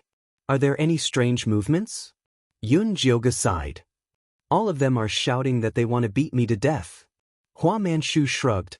But before they could confirm Yun Jioga's true intentions, no one dared to make a move against him.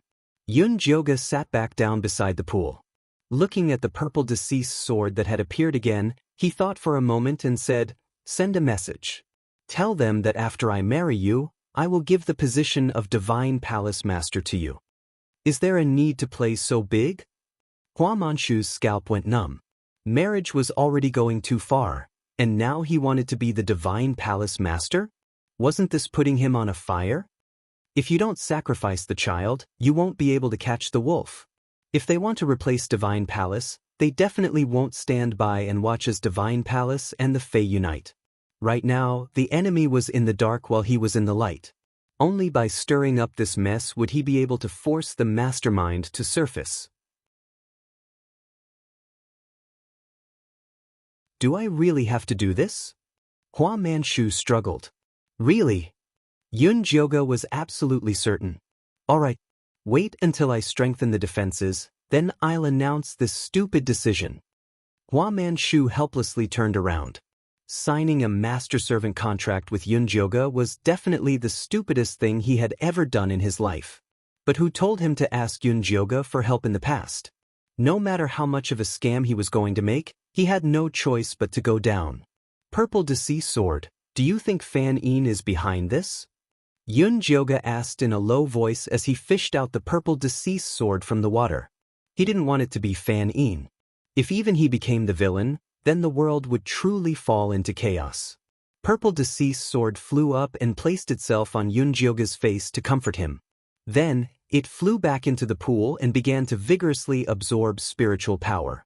He didn't want to be trapped in this eggshell. He had to immediately go out and help Yun Jioga.